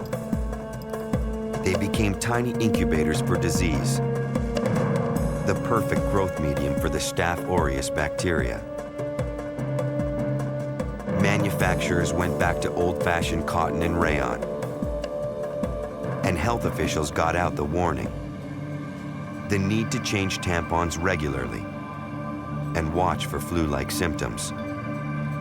The outbreak taught larger lessons as well. I think one of the lessons of toxic shock syndrome is that, just as much as we've learned about bioterrorism and anthrax lately, is that you need to have a group of highly trained professionals who at a moment's notice can look into, solve, and fix an epidemic. One of the things about epidemics is you never know where they're going to happen or where they're going to come from. The key is early detection and swift reaction. Mike Kem and his wife's sister Carol have become advocates for women's health.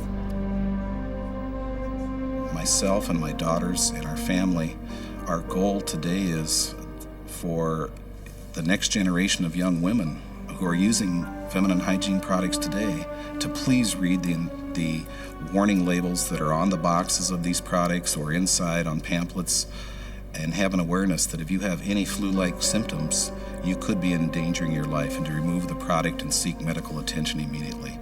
That simple warning came 30 or 45 days too late to save my wife's life. Today, nearly 20 years after the first outbreak, the numbers of syndrome cases caused by tampons have declined sharply, but they have not disappeared. Hundreds of incidents are still reported each year. Thanks to new diagnostic tools and early detection, many of those lives can now be saved. A mysterious illness threatens the lives of 3 young women. The painful disease turns their immune systems against them and paralyzes them with excruciating pain. Panic rises as the outbreak spreads. Hundreds are stricken and dozens die. As doctors treat the afflicted, public health officials race to find the cause of a new disease before it can claim more lives.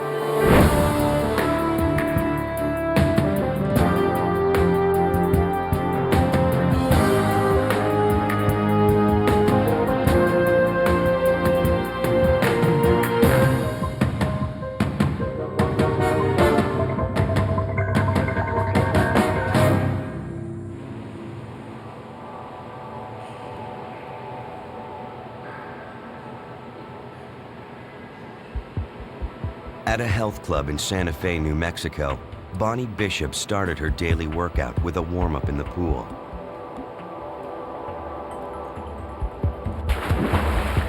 At 39, Bonnie was in top physical condition.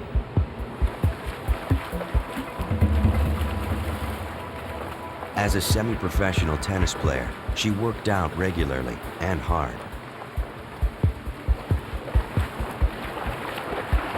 But lately, she felt tired. Her muscles were sore.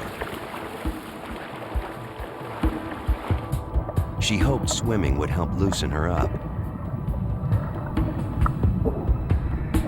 Halfway across the pool, something went wrong.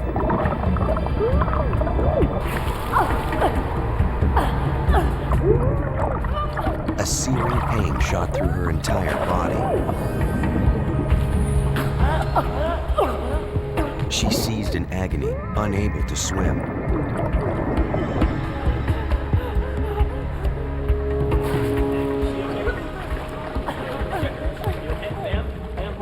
She barely made it to the side of the pool.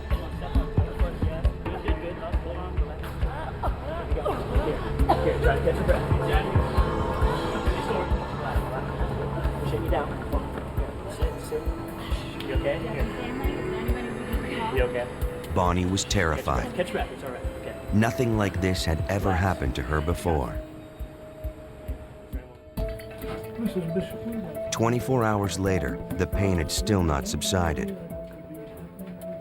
Bonnie was a young woman and in peak condition. Yet any movement, even walking, was excruciating. Her doctor was perplexed. Although she was running a low-grade fever, the exam showed nothing that would explain her symptoms. Bonnie's doctor ordered a complete blood workup to look for signs of infection. At the hospital lab, Bonnie's blood showed an abnormally high number of eosinophils, a type of white blood cell. The condition is called eosinophilia. Eosinophils are a part of the body's immune system. When certain infections are present, the cells multiply to fight it off. A normal eosinophil count ranges between 0 and 500 cells per cubic millimeter of blood. Bonnie's eosinophil count was over 6,000. A count this high could mean cancer. Bonnie's parents were devastated. Murray and Jackie Bishop were very close to their daughter. They took pride in her athletic abilities. She was doing any activity that was outdoors, bicycle riding, sailboarding. That was the kind of girl she was, kind of a lifestyle she led. Very, very active. On October 10th, Bonnie was admitted to St. Vincent Hospital in Santa Fe, New Mexico. There, she was examined by Dr. William Blevins, an oncologist. As a cancer specialist, Blevins empathizes with his patients as they suffer through the devastating effects of the disease. The organs of the body are reacting to some inflammatory process. So it feels like an inflammation, like a toothache all over your body that just is the worst you've ever had. And things aren't functioning well. You're getting weaker and your strength is going away. Bonnie underwent a battery of tests to find out what was causing the eosinophilia. It was difficult for Jackie Bishop to see her daughter in such pain. They tested her liver, they x-rayed her, they took her blood. They just did everything because nobody could figure out what was wrong with her, and she was just getting sicker and sicker. Doctors had done all they could to rule out other possible causes of eosinophilia. Bonnie had been tested for everything from allergies and asthma to parasites. Each test had come back negative. Well, I need to talk to you a little bit about what's going on. We don't have a diagnosis yet even after. Doctors feared Bonnie had leukemia, cancer of the blood. For Murray Bishop, it was a terrifying prospect.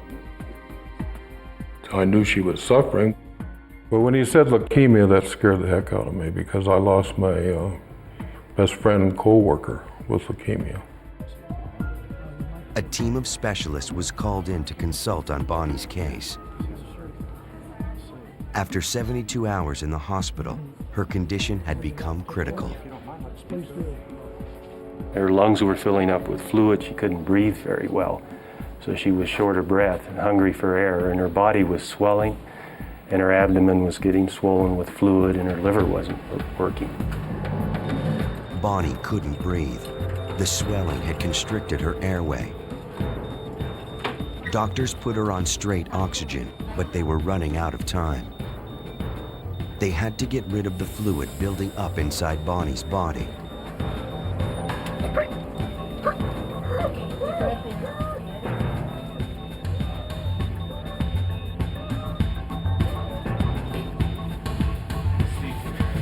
The only way to relieve the pressure was to operate. Surgeons hoped they would also find the cause of Bonnie's mysterious condition. Yeah, the toxicology is still looking at everything. If she did have cancer, perhaps they would find tumors the X-rays had missed. It was a risky procedure. Bonnie was so weak, doctors warned she might not survive the surgery. Over the next 2 hours, surgeons drained over a gallon of fluid from Bonnie Bishop's body. Just squeeze it here. These under. There were no visible tumors.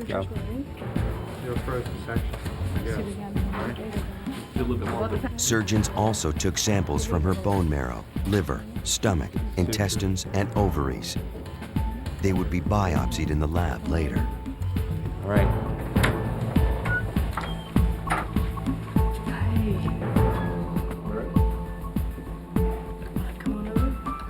For Murray and Jackie Bishop, the wait continued. Doctors needed lab results before they could determine what was threatening their daughter's life.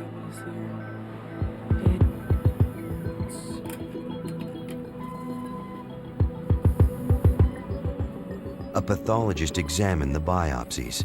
He found no evidence of leukemia. But if Bonnie Bishop did not have cancer, what was causing her elevated white blood cell count? In tissue biopsies, the pathologist could see the eosinophils as purple dots. They had now invaded Bonnie's muscles and organs. But until doctors could figure out what was causing her illness, they could only treat the symptoms. Dr. Blevins prescribed high doses of prednisone, a powerful steroid used to reduce inflammation and swelling. He hoped it would relieve Bonnie's muscle pain and lower her eosinophil count. Take a deep breath. Okay, in and out. Okay, yeah, you move there pretty good. You're gonna need the oxygen for, a while. I won't touch your stomach just very lightly. It's gonna take. Still, there was no guarantee the steroids would work. Blevins felt it was important to prepare his patient for the worst. Bonnie was just so seriously ill. I wasn't sure she would respond, and I let her know that, you potentially you're gonna lose your life. And it's hard to tell that to people. If she didn't respond to the steroids, she would need another surgery, a surgery she was too weak to survive. Blevins' patient was dying, and he still had no answers.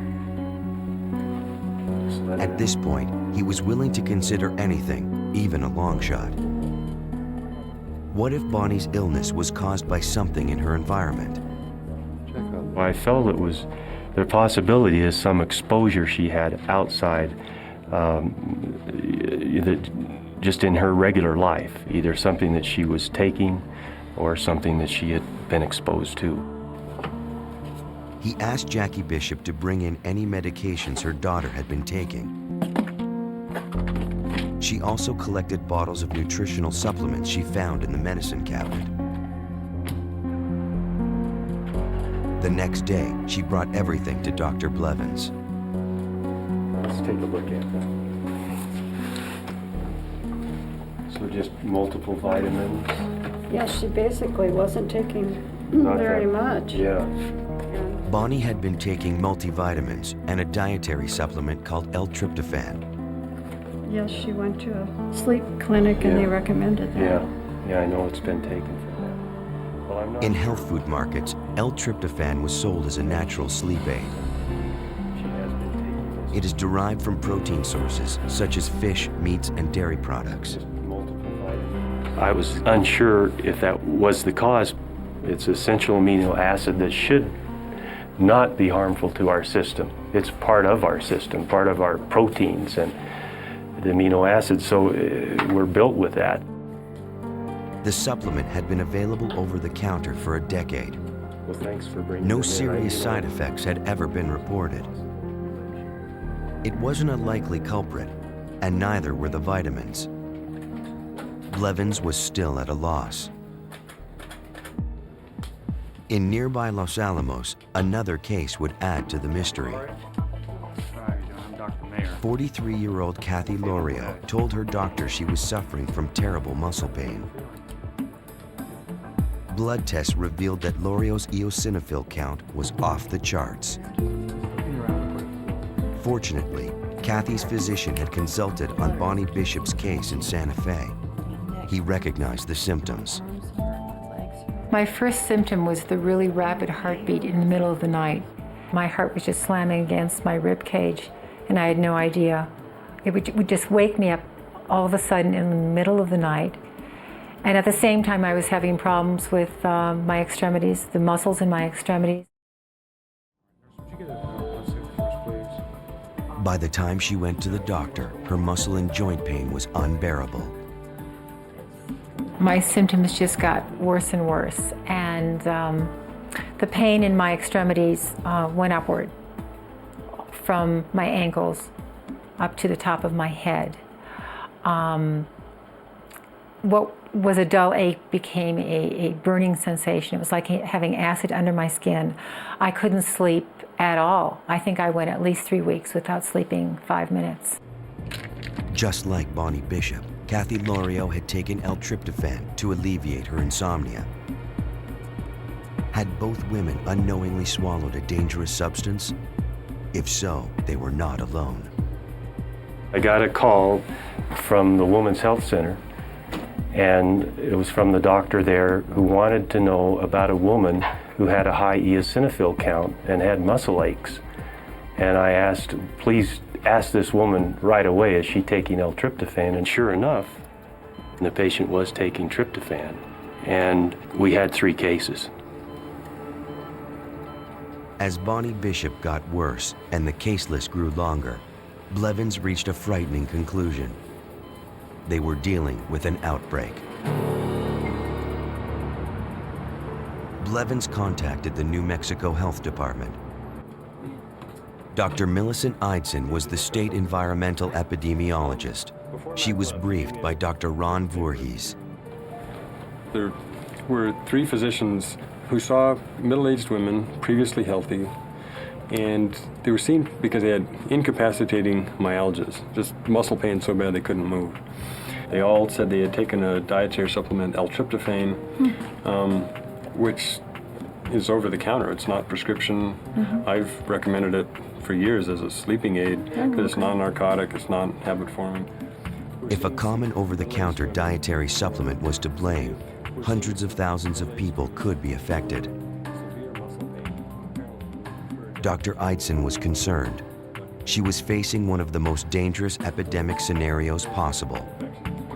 Most outbreaks that health departments deal with are foodborne type outbreaks like salmonella or E. coli from contaminated food.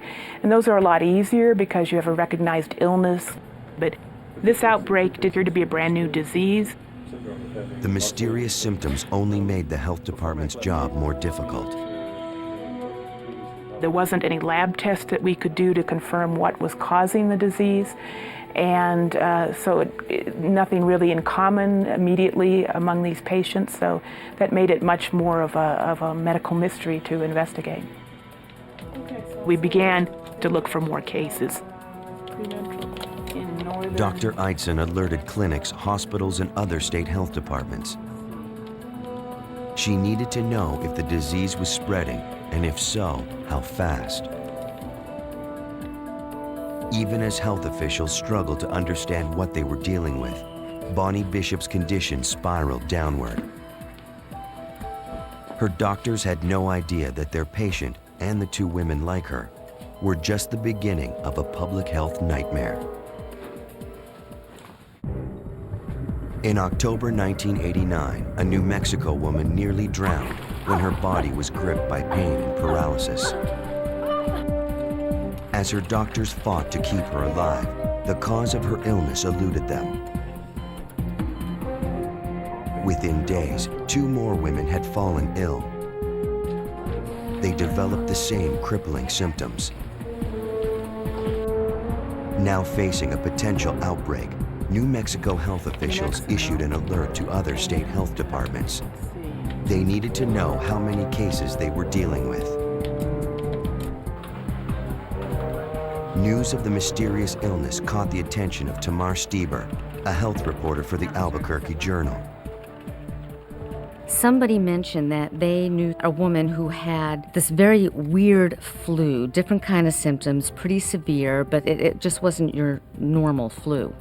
And he also mentioned that she happened to be taking the stuff L-tryptophan, and she was wondering if maybe there was a connection. Stieber's research led her to Dr. William Blevins. I told her what I knew. I thought it was very important that it be related, that people know that L-tryptophan could potentially cause a serious, life-threatening illness. Stieber was convinced she had stumbled on an urban horror story, an epidemic that strikes young women in the prime of their lives. The list of symptoms was so extensive and so off the wall. They all had these astronomically high white blood cell counts. That's very unusual. I knew I had a story. On November 7th, 3 weeks after Bonnie Bishop was admitted to the hospital, the story ran in the Albuquerque Journal. That same day, Judy Paulson and her husband were traveling from Albuquerque to the Mayo Clinic in Minnesota. Judy was suffering from severe muscle pain. Her doctors could not diagnose her symptoms. She hoped the specialists at the Mayo Clinic could help her. On the plane, Stieber's article caught Judy's attention. The words that jumped out at me were rare blood disorder and L-tryptophan. As I read on, I realized that the 3 New Mexico women that they had been interviewing had all the same symptoms that I did, and the only common thread with those 3 people was the L-tryptophan. And so I thought, I'm the 4th. And the EMS. Judy contacted Tamar Stieber the minute she landed. She told the reporter she had taken L-tryptophan 3 times a day for months. I wanted her to know that I really felt she was onto something. I was relieved to think maybe there was finally an answer for what was wrong with me, because all the physicians had been saying, we just don't know, it could be this, could be that. Judy Paulson was not alone. Throughout the state, people responded to Stieber's front page article. Hundreds of calls poured into the health department. 9 women reported identical symptoms to the 3 known cases, bringing the total to 12. There were cases all over the state. The disease was apparently spreading. Dr. Millicent Eidson and the New Mexico Health Department stepped up their investigation. That made us realize that this really could be a large outbreak, that we really were seeing just the tip of maybe a very large iceberg. And it made us motivated to work even harder and faster on the outbreak, because if it was L-tryptophan or due to any other unknown cause, it would be really important to find out quickly what it was in order to protect public health. Despite their suspicions about L-tryptophan, Dr. Eidson needed to find proof of the source of the outbreak. It was really important to have a rigorous epidemiologic study, because this was a new disease that we didn't know how widespread it was. This product was used worldwide and could have a lot of implications in regards to tens of thousands of people potentially being exposed. The potential for a global epidemic affecting women was terrifying. Eidson alerted the Centers for Disease Control and Prevention in Atlanta. At the CDC's National Center for Environmental Health, Dr. Ed Kilborn took charge of the case. When we were told about the outbreak, we were told about a possible L-tryptophan link, but a clinical observation in a few cases is not the same thing as a real epidemiologic study, and we needed those to be done. Henry, need a word. Just got the call on the eosinophilia cases in New Mexico. Dr. Eidson, they're trying to sort out duplications right now, get an exact case count. It's hit the papers out there. We're starting to hear about cases, perhaps. Before they could make any decisions about the cause of the outbreak, the CDC had to have proof. They needed hard data linking the victims to L-tryptophan. The CDC teamed up with Eidson's staff in New Mexico to design a case control study. The in-depth analysis compared sick patients to a control group of healthy people. The investigators hoped to find answers in their differences. And so what we did is send teams out to hospital laboratories. We literally looked through tens of thousands of records looking for high eosinophil counts. Any patient record with an eosinophil count over 2,000 in the past 6 months was reviewed. Patients with high eosinophil levels, possibly caused by allergies or parasites, were eliminated from the study. In all, it took a massive statewide effort to isolate just 11 cases of eosinophilia. Next, health officials went door to door, searching patients' neighborhoods. They needed to find women of similar ages who had not become ill. These women would serve as the control group for the study. Hi, good afternoon. I'm with the State Health Department. These people were similar to the ill people in the same kind of housing and socioeconomic status and lifestyles, but they were well. Oh, that's all right. My name's Irene. I'm one of the nurses that works at the health department. Well, it's nice to meet you. And we give the same questions to the ill people and then to their well neighbors. What's your date of birth? Yes. Do you take any calcium supplements? Yes. Any lecithin? And then we compare the answers and see, are there any differences that may account for why the people became ill? It was a difficult and painstaking process. It would take several days to gather all the information and analyze the results. In Atlanta, Dr. Kilborn issued a CDC alert to health departments all over the country. They needed more data to reveal whether the cases in New Mexico were isolated or whether they were facing a national epidemic. They also had to figure out why the disease only appeared to affect women. But as federal and state health officials fought the mysterious outbreak, more people in New Mexico were becoming seriously ill. What do you got? As a mysterious illness swept across New Mexico, nearly a dozen young women were stricken. All of them suffered the painful symptoms of eosinophilia, a rare blood disorder that turns the victim's own immune system against itself. What'd you get on weight? Got Lasix. Just Lasix? 1, 2, 3! What? Get the side. Got that epinephrine, 1 milligram. IV push now. No response on the pupils. Arterial blood gas right now. As the disease progresses, the victim's nervous systems shut down. In extreme cases, patients can go into cardiac arrest. All of the victims had taken L-tryptophan. The amino acid was a popular natural remedy for insomnia, PMS, and depression.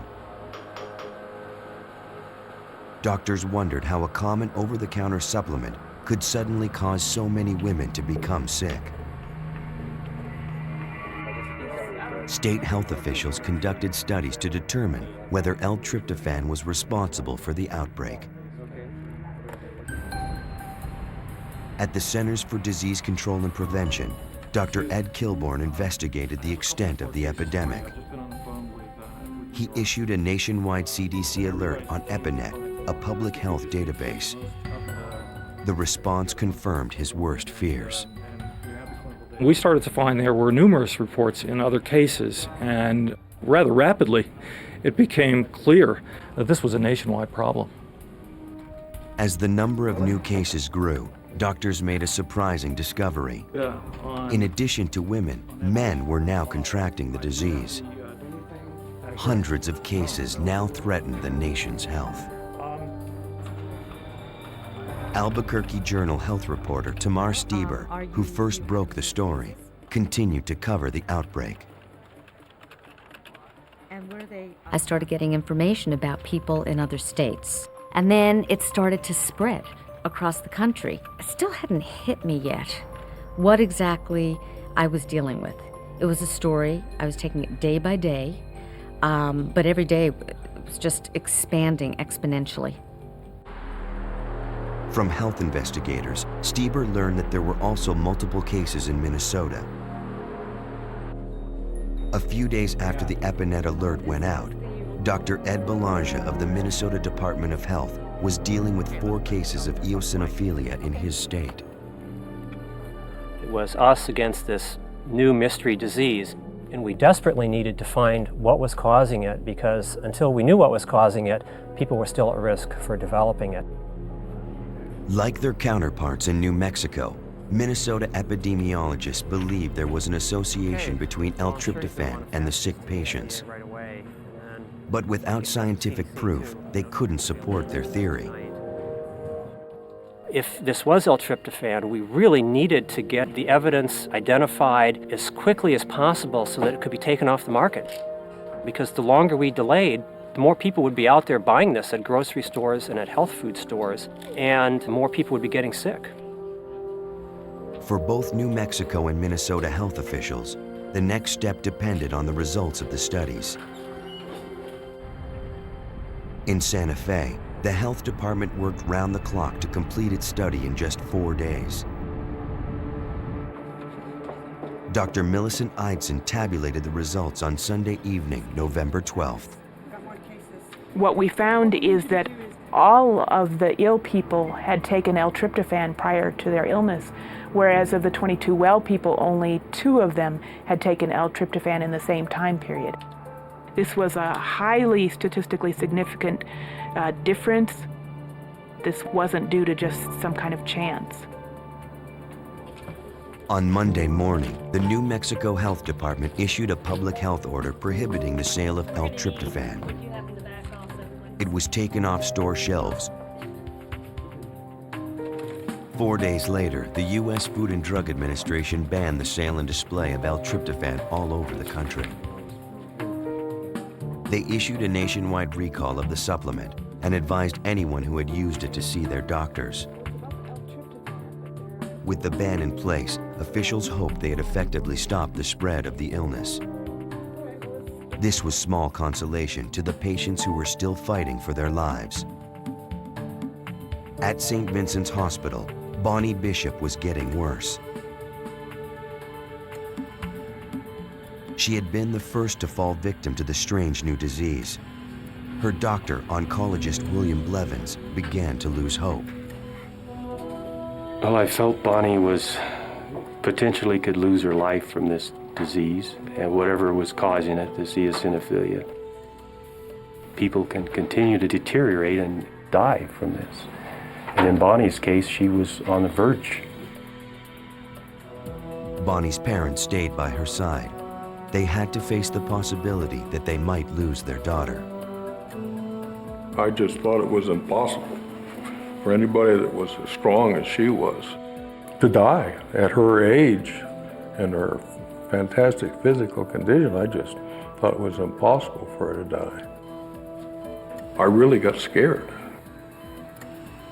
As patients around the country struggled for their lives, the CDC kept doctors updated. Together, they would fight this new disease. The physicians who were taking care of this illness knew they had something new, and they had no literature or scientific medical basis to guide them in the therapy of these patients. So to the extent we heard about therapeutic trials in individual patients, at that time, that was the most valuable and important information that we could be disseminating. Health officials also enlisted the help of America's leading eosinophilia specialist, Dr. Gerald Gleich at the Mayo Clinic Foundation. This was enough to strike panic into the hearts of the afflicted individuals because the docs don't know and there's no body of information. My phone was ringing off the hook. Physicians were calling from all over the country. Their wives, their daughters, their friends were afflicted. Could I help them with information? Hello? I don't recall getting this kind of history before.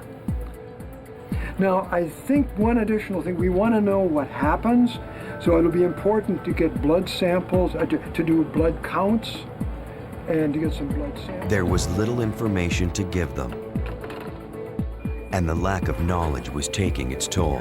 I need a blood gas right now, and the central line. Hang epinephrine 2 milligram, 300 joules. Clear. Yeah. On November 16, 1989, the mysterious new disease claimed its first victim. How many more would die before they could find the cause of the outbreak? In the fall of 1989, a debilitating disease struck hundreds of people throughout the United States. Health officials determined the epidemic was caused by L-tryptophan, an over-the-counter dietary supplement commonly used as a sleep aid. The FDA banned its sale, but doctors still struggled to treat the victims. One had already succumbed. Others were near death. We've seen such a dramatic increase. Weeks after the outbreak began, epidemiologist Ed Belanger had more questions than answers. The research team at the Minnesota Department of Health would have to dig deeper. Individuals who are, it seems clear that given the popularity of tryptophan, that not everybody who consumes tryptophan is developing this syndrome, and yet at the moment we don't really have any idea how common tryptophan use is or what proportion of users are actually becoming sick. This investigation was like peeling the layers of an onion. With every layer you get one little answer and then you get 10 new questions to look at. And as you go deeper into the onion, you discover more and more surprises that you never anticipated when this all began. Researchers contacted each of the known victims to learn what brand of L-tryptophan they had been taking. We wanted to get actual bottles that people were taking before they became sick so that we could initiate a process of tracing them back to find out more about how they were manufactured and by who. Questions for us? Officials asked victims to send all of their L-tryptophan to the Minnesota State Health Department. Now this one's really important because it's the only bottle that they said they've ever used. The next step in the investigation was to try and find out more about how L-tryptophan was manufactured. Where did it come from? Who made it? How was it made? We didn't know any of that. We were on a very steep learning curve in a very short time. From labels, investigators learned that the supplements had been bottled by different companies nationwide. There was no way to tell where the amino acid had been manufactured. It turns out to be an extraordinarily complex network of procedures from the time tryptophan is initially manufactured until the time it ends up on the shelf at a drugstore or a chain store. In all, they collected 60 different brands of L-tryptophan. They then narrowed their search to the 12 brands used by the victims. All 12 used raw tryptophan from the same source. We were seeing that there was a particular brand that seemed to be associated with the tryptophan consumed by cases. We were ultimately able to trace that brand back and find out that all of that tryptophan was manufactured by a single company in Japan. In Washington, D.C., the Minnesota Health Department held a meeting with executives of the Japanese company that produced the L-tryptophan. The doctors showed their findings to the executives. 会社が作った L トリプトフェンが どうもありがとう。どうもありがとう。 They agreed to cooperate fully. The company provided health officials with documents detailing their manufacturing methods. Because L-tryptophan is not considered a drug, it is unregulated by Japanese or American authorities. To produce tryptophan, a bacteria is grown in a fermentation broth. Through a series of chemical reactions, the bacteria produces raw tryptophan. This is then filtered, purified, and turned into powder form. Company records indicated they had recently altered their process. To increase the yield and get more product, they made some genetic changes to this bacteria. They tinkered with some of the genes. It was like science fiction, only real. Thank you. Now Boulanger needed to know whether the changes had contaminated a batch of L-tryptophan. He enlisted the help of Dr. Arthur Maeno at the Mayo Clinic lab. Dr. Maeno used a process called high-performance liquid chromatography. HPLC creates a chemical fingerprint of each suspicious sample of L-tryptophan. First, the L-tryptophan was dissolved in purified water.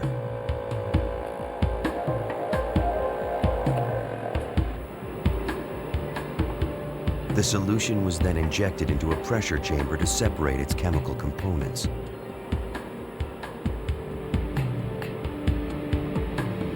If there was a contaminant present, the key to finding it and to stopping the outbreak was contained in this solution.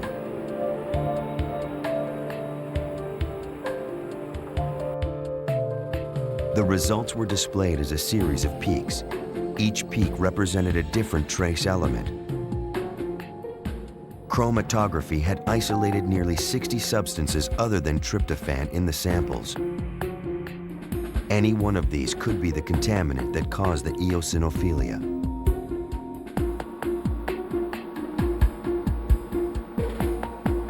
To isolate the exact substance, Dr. Maeno worked backwards. He tested samples of L-tryptophan that did not make people sick. He then compared the two sets of results. One peak was present only in the L-tryptophan taken by sick patients. He designated it peak E for eosinophilia. Dr. Maeno shared his results with Dr. Gleich. They agreed that peak E could be the contaminant that had caused the disease. Now they had to determine its chemical makeup. The doctors felt they were close to identifying the cause of the disease, but they also knew they were a long way from finding a cure. In New Mexico, victims had developed troubling new symptoms. I was working, thinking things were getting better and feeling that they were physically, until I realized that I wasn't able any longer to do my job. I knew that I would have to stop working at that point. Judy Paulson saw a neurologist when she couldn't concentrate long enough to perform her job. MRI scans showed the disease had created several lesions in her brain. This was causing her cognitive difficulties. Medical science had no treatment to offer Judy.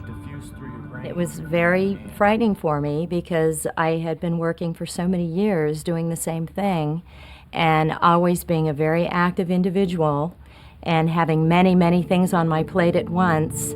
Suddenly I was confronted with going home and sitting and waiting to get better. The disease persisted long after the victims had stopped taking L-tryptophan. As victims fought for their lives, scientists raced to learn the cause of a strange new disease. In late 1989, health officials closed in on a killer. Hundreds of cases of a strange new disease had been reported nationwide. The The Centers for Disease Control and Prevention named the new disease eosinophilia myalgia syndrome, or EMS. EMS attacks the immune system of its victims, turning the body against itself. Now, so far, officials at the U.S. Centers for Disease Control know of 1,200 cases of the new illness. 12 people have died and many are very sick. Officials believe they are closing in on the cause. An over-the-counter dietary supplement called L-tryptophan was linked to the epidemic. By the end of November, EMS had claimed the lives of 4 people. Experts feared the death toll would rise. In Santa Fe, New Mexico, Bonnie Bishop began her slow recovery from the debilitating disease. After 2 weeks on prednisone, a powerful steroid, she had gradually regained some strength. But the EMS had destroyed so much muscle tissue, the former triathlete could barely walk. Murray Bishop was moved by his daughter's determination. The doctor gave her permission to walk for the first time in the hospital. He said, you can walk around the nurses' station once and then come back. She walked around 3 times and then got up an hour and a half later and wanted to do it again. At the Mayo Clinic, scientists isolated an impurity in the L-tryptophan that made people sick. For the time being, the substance was known only as peak E, its designation on their charts. A sample of the impurity was sent to the CDC's Division of Environmental Health. Dr. Robert Hill, a research chemist, had found the same peak in samples of L-tryptophan that he had tested. Isolating the chemical was only the first step. Now Hill had to identify the molecular components of the mysterious compound. He used a mass spectrometer to determine its mass. His results gave him the chemical makeup of the impurity, but they didn't prove it caused EMS. Next, Hill and his team worked closely with National Institute of Health scientists who tried to replicate the disease in laboratory animals. None of the animals contracted the disease. While this did not rule out peak E as the cause of EMS in humans, researchers may never conclusively prove it made so many people sick. To this day, the cause remains unknown. If we don't know how it happened or why it happened, that same thing could pop up again, or something similar to that could happen again somewhere. The CDC identified 1,500 cases of EMS. 37 people had died. The rest were in for a long and painful recovery. Without scientific proof of the exact cause of EMS, medical officials worry the disease may appear again. Until we really know, until we can pinpoint with certainty which contaminants are the responsible ones, it's highly probable that this disease will occur again. And the scenario that we've gone through will be duplicated again at some time in the future. The outbreak has frightening implications for nutritional supplement users. The EMS example is a gigantic red flag for taking food supplements. The food supplements don't go through any testing. The patients that took the tryptophan ended up having their lives ruined. Many of them died. Because the contaminant was never identified, over-the-counter tryptophan remains banned in the US. In Europe, where supplements are regulated and the manufacturing process is controlled, tryptophan is still available. It has been used for years without incident. Many patients who survived the EMS outbreak continue to suffer its effects. After her 3rd MRI, Judy Paulson learned that the lesions in her brain had stopped growing. But 13 years later, she still struggles to regain the life she once had. I'm certainly not as active as I once was. And stress just puts me over the edge. The slightest amount of stress, generally, I can't deal with at all. It's one thing at a time that I have to concentrate on. For Kathy Lorio, recovery has been slow, but she remains optimistic. After about a year, I was able to go back to work, and I think I've done fairly well. I keep trying. I certainly appreciate life a lot more now, and I'm very grateful to be doing as well as I'm doing. For Bonnie Bishop, returning home after a month in the hospital was not the end of her battle with EMS. Nobody gave up, and of course, last one that would give up would be her, because that's the way she is. It took years, but Bonnie finally got her life back. I'm a real fighter, and so that's how I approached this situation. I think having been an athlete probably prepared me well for it, because I can work through pain and I can see slow progress and not be discouraged as long as I see some progress. A year after being released from the hospital, Bonnie returned to work as a graphic designer. The harrowing experience left her with a new perspective. I'm very thankful for all the wonderful things that I've experienced since I was supposed to succumb. And I'm glad to have had those years. For Bonnie Bishop and hundreds of other EMS survivors, every day is another victory over the disease that nearly took their lives. On Vancouver Island, a series of strange and lethal symptoms strikes residents without warning.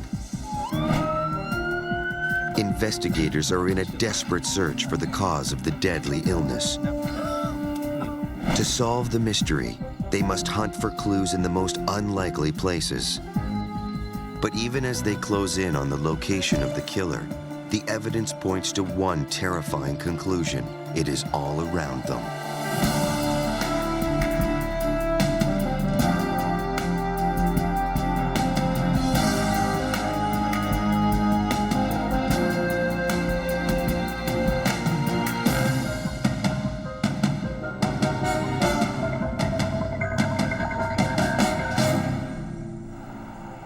Some of the names in this program have been changed. Vancouver, British Columbia, Canada's West Coast metropolis. A high-tech city on the edge of wilderness. Across the bay lies Vancouver Island, stretching almost 300 miles along the Canadian coast. This island is home to immense old-growth forests, ancient woodlands that make it a mecca for outdoorsmen. But for travelers and residents alike, that wilderness would soon reach into the heart of civilization in a most alarming way. In 1999, Marie Benson was rushed to the island's main hospital in the city of Victoria. She had been sick for several days with an excruciating headache and a high fever. Now, she was delirious.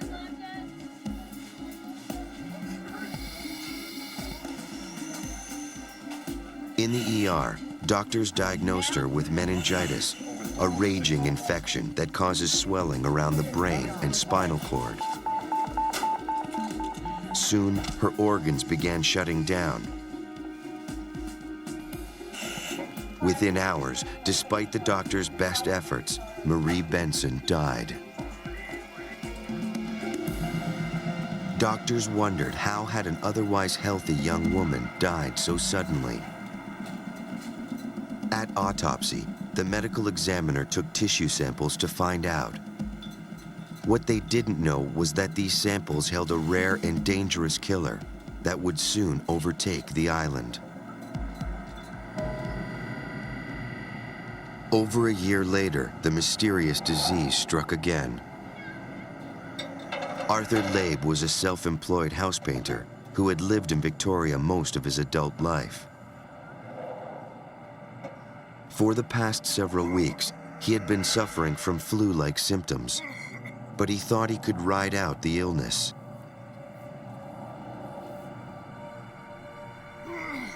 As the summer of 2001 wore on, he developed chest pain and a dry cough. Then he started coughing up blood. That evening, he told his wife about how he was feeling. They were scheduled to leave for Germany the next day to visit with family. It was a trip they had been planning for years. He didn't want to ruin it. He was feeling pain in his left side. And I thought probably because he walked a lot and he was usually very active and a kind of a workaholic. Then he told me that he had been spitting up blood. So I began to worry and told him he should go to the doctor. At the Royal Jubilee Hospital in Victoria, Arthur was referred to a specialist in respiratory illness and sent for x-rays. Taking a medical history, the doctor asked Arthur if he was a smoker. In fact, Arthur had quit more than 10 years earlier. Whenever you meet someone who's been a smoker and who's coughing up blood, obviously the first concern is of an underlying tumor, or in this case, a primary pulmonary malignancy. A shaded area on Arthur's chest x-rays troubled Dr. Paulson. Well, his x-rays are actually pretty subtle. The right lung was totally clear, but at the root, or just adjacent to the root on the left lung, there was a very ill-defined shadow. Arthur imagined the worst. See that area right here? He worried how it would impact his wife and his daughter, Angela. His doctor had suggested it may be a tumor, it could be cancer, it could be a number of very serious things. So Dad was scared. The doctor recommended Arthur undergo a bronchoscopy, an exploratory procedure to determine what the shadow on his x-ray was. Inserting a hollow tube fitted with a tiny video camera down the patient's windpipe into the lungs, the doctor looked for the cause of bleeding and any tumors. As the doctors worked, Arthur's family waited anxiously for news. We didn't know what the doctor would find. It really depended on whether or not there was something wrong with Dad, if he would be able to go on this vacation that he had planned. He wanted to go on this trip, so there were a lot of things up in the air at that moment, so we were quite nervous. The bronchoscopy took over an hour. Procedure itself went fine. It was not complicated, and he had basically normal airways. You could not see any obvious tumor or polyp within the airways. In fact, I couldn't even find a blood trail on this occasion. The test had found no obvious dangers. The source of Arthur's symptoms remained a mystery. As a precaution, the doctor removed a tissue sample and sent it to the lab for testing. Hello, folks. Once Arthur recovered from the anesthesia, the doctors gave him the preliminary results. Arthur and his entire family were relieved that his lungs did not look cancerous.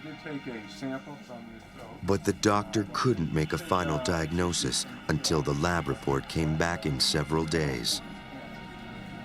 So I was pleased to be able to reassure him somewhat that I didn't see an obvious tumor. Although not having all my samples back, I couldn't give him a definite answer. With this good news and feeling well enough now to travel, Arthur decided to take his vacation. Arthur and Carol flew to Germany the very next day. As the Labes were heading overseas, lab technicians at Royal Jubilee Hospital tested Arthur's lung sample. They found no malignant or cancerous cells.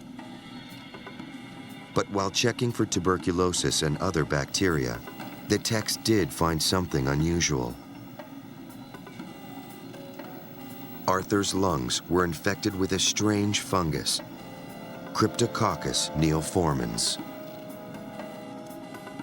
Common to Vancouver Island, this fungus had almost never before been linked to major health problems among healthy residents.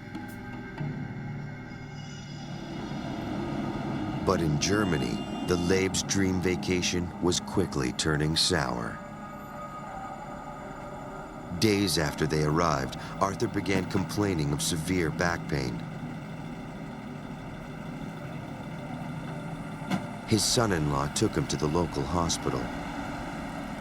As they drove, Arthur's pain became unbearable. Has it been getting worse than that? His head was pounding, his fever soaring, and he was becoming delirious. To the German doctors, the symptoms suggested he was suffering from swelling around his brain, a condition called meningitis. A neurologist took blood samples and withdrew spinal fluid from Arthur to check for what might be causing his illness. But because the pain had started in his lower back, neither Arthur nor his family connected this sickness to his lung problem. They told me that they really didn't know what it was, but he was going to be in the hospital for a while because they suspected meningitis. Then I really got scared. The lab detected a high white blood cell count in Arthur's blood, which indicated that his body was fighting some type of infection. The doctor's diagnosis? Bacterial meningitis. They put him on massive doses of antibiotics to fight off any bacteria in his system. In all, the physicians tried 6 different medications, but Arthur didn't respond to any of them. His pain became more intense as his condition deteriorated. The German neurologist told Carol he didn't think her husband was going to survive. You should probably call your family because we are doing everything we can for him and he's not responding and it doesn't look good. So then I really panicked. Desperate for some way to help her husband, she called their daughter Angela in Vancouver and told her of the grave diagnosis. Half a world away, Angela Newman was just starting her day when she got the call. I'll see what else we might be able to find out, and I'll call you back as soon as I've spoken to Dr. Polson. She was stunned by the news that her father did not have long to live. Searching for help, she consulted with Arthur's doctor in Canada.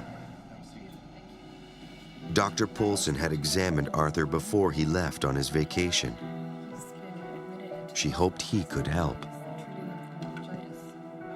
She explained what was happening, and the doctor reached a startling conclusion. He said, your dad's test results came back with Cryptococcus, which is normally nothing to be alarmed about. It's something that people have, and if their immune systems are intact, they're able to fight it off. And so I didn't even think twice about mentioning it to you. But in your dad's case, it has led to meningitis, which happens in very, very rare cases. Well, presumably, I don't know. If Cryptococcus was the cause of Arthur's illness, the German doctors had no idea. They hadn't been doing anything to cure it. Because antibiotics only treat bacterial infections, they were useless against the Cryptococcus fungus. My first question to Dr. Polson was, can this be cured? And he said, yes, if there's enough time. I don't know how bad it is at this point. I don't know what stage it's at. Dr. Poulsen thought that Arthur's rapid decline was puzzling. At the point I met Mr. Labe, I had no evidence that his immune system was not up to par. So it's very unusual that he would get this sick.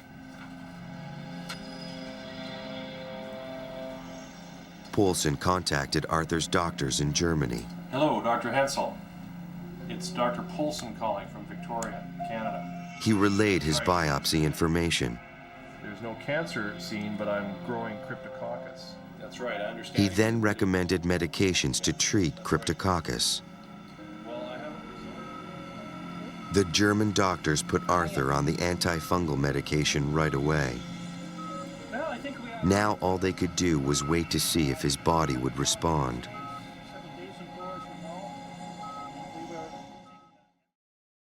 Back in Canada, Dr. Poulsen decided that Arthur's condition was so unusual that he should contact the Vancouver Island Health Authority.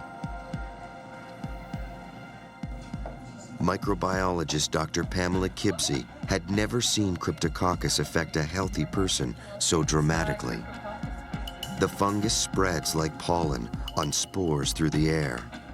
Normally, it's not that dangerous, unless it was now changing in some way. I think I was worried that there may be more cases out there that we weren't aware of. So the first thing I did was alert all my other colleagues in pathology to be on the lookout for more cases. Even as public health officials put out the first alert of a severe cryptococcus infection, the fungus was spreading. Some 50 miles away from Vancouver Island, Brian and Kara White lived on the Canadian mainland. An avid outdoorsman, Brian started to feel strangely sluggish in the late summer of 2001. Suffering from chills and a fever, he thought he was coming down with the flu. Eventually, the symptoms subsided, except the chest pain. It only grew worse.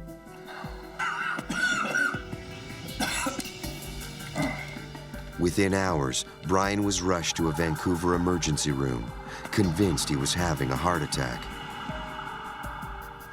His wife, Kara, couldn't believe what was happening to her husband. Brian has always been an incredibly fit, outdoorsy, healthy guy. So for him to get something of this type was just kind of like being hit by a bolt of lightning.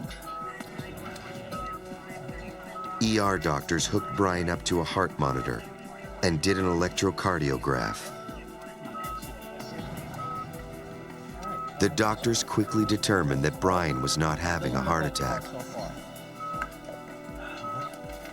As the chest pains continued, Kara White became more concerned. It was quite clear that this case was somewhat perplexing. So they right away concentrated on the area of the chest, but they didn't even know if it was lungs initially. But then as they narrowed it down to lungs, then they saw the growth on the lungs. A chest x-ray revealed a large suspicious mass. Doctors told the Whites that it looked like Brian had cancer. Over the next 2 weeks, Brian endured a brutal regimen of testing. As well as x-rays, he had CAT scan and he had blood tests. Everything that was possible to go over him with a fine-toothed comb was done with Brian. Finally, Brian underwent a biopsy so that doctors could obtain a sample of his lung. The retrieved tissue was sent to a lab where it was examined and cultured. The results came back negative for cancer, but positive for a fungus. The findings were confirmed. Brian had cryptococcus. These extreme symptoms were so rare, to see 2 cases within several months was more than just unusual. It was alarming. health officials feared that the Cryptococcus was transforming, morphing into something much more dangerous than they'd ever seen before. In the late summer of 2001, an unusual infection caused by a fungus known as Cryptococcus had struck 2 residents of Vancouver Island. Public health officials in Canada put out an alert for patients with flu-like symptoms who weren't responding to antibiotics. Brian White turned out to be one of a half-dozen patients who fit that description. In an average year, doctors would see just 1 or 2 cases related to the fungus in patients with compromised immune systems. All that was starting to change. I think our worst fear is that what we're seeing is the tip of the iceberg in the sickest patients. And is this the beginning of an outbreak that's going to affect a whole lot of people? Searching for clues, health officials decided to take another look at tissue samples from the infected patients. Technicians performed serotyping tests to examine the organism's structure and help identify it. What they found was surprising. They were dealing with a strain of Cryptococcus known as Neoformans gattii, a strain that had never before been seen in Canada, and one that could be deadly. The new strain that we're talking about, variety gattii, is much more virulent. It's able to cause illness in people with normal immune systems. Microscopic spores of the fungus can infect the lungs. Left untreated, the infection can spread to the central nervous system and all through the body, resulting in death. This strain is most commonly found in tropical parts of the world, where it lives in the forests. It's been described quite commonly in Australia, where it's been associated with the eucalyptus tree, and also in South and Central America and Africa, where, again, eucalyptus tree has been a common source for it, but some other tropical and subtropical trees as well. Cryptococcus can also grow in soil and rotting wood, leaves, and mulch. Health investigators took environmental samples from around Brian White's home. With this new strain, investigators had no idea where it had come from or where to find it. Trying to pinpoint the source of the infections, epidemiologists began questioning all the people who had become sick. Now recovering, Brian White, the one patient who did not live on the island, detailed where he had traveled over the past year. Brian revealed that he had recently been to Borneo, a South Pacific island. Investigators wondered if he could have picked up the illness there. Then again, he had also recently been to Vancouver Island, hiking in the backwoods. Investigators would need to turn elsewhere for answers. Health officials next interviewed Arthur Laib's wife, Carol. After 6 weeks of recovery, Arthur was too weak to talk to investigators. Carol revealed that they had not traveled at all before Arthur became ill. This meant Arthur could have been exposed somewhere on Vancouver Island, even his own backyard. Believing he could have contracted the fungus from the compost or topsoil in his garden, they collected samples of each for testing.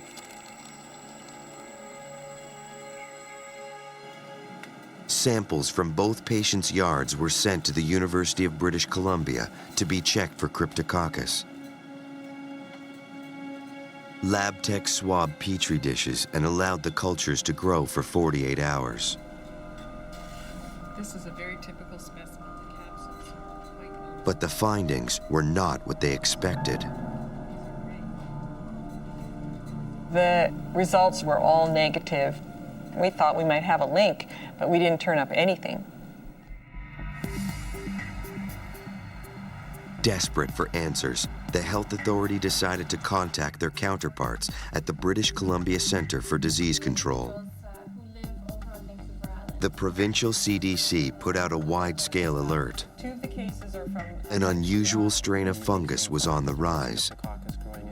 Doctors would have to be extra vigilant. The responses came in almost immediately. The first surprise, the CDC began hearing about an increase in Cryptococcus infections among wild animals. The dead creatures were sent to a lab for autopsy. Tissue samples were taken for testing. The results? Clear evidence of the new Cryptococcus. In this case, we had an elevated number, all in animals with no pre-existing disease. So right away, that was highly unusual. Beyond the wild animals, the island residents were also reporting an increase in respiratory infections among domestic pets. Something was attacking the animals' lungs and nervous systems. The vets took cultures from the sick animals. They too were positive for the fungus. So around the same time as we were finding cases in humans, the veterinarians were finding cases in animals, and they assured us that this was a brand new finding. So again, this was just added more intrigue to this whole mystery, because where are the animals getting it? Cryptococcus was proving to be one of a very few diseases that could infect animals and humans alike. All living things were potential victims. And public health officials began to confront their worst fear, that the outbreak might start spreading to the mainland before they could find the source.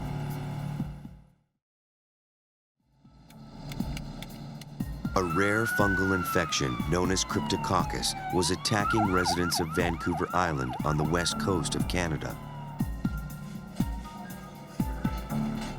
Investigators from British Columbia's CDC had sent out an alert to area doctors trying to determine the scope of the outbreak.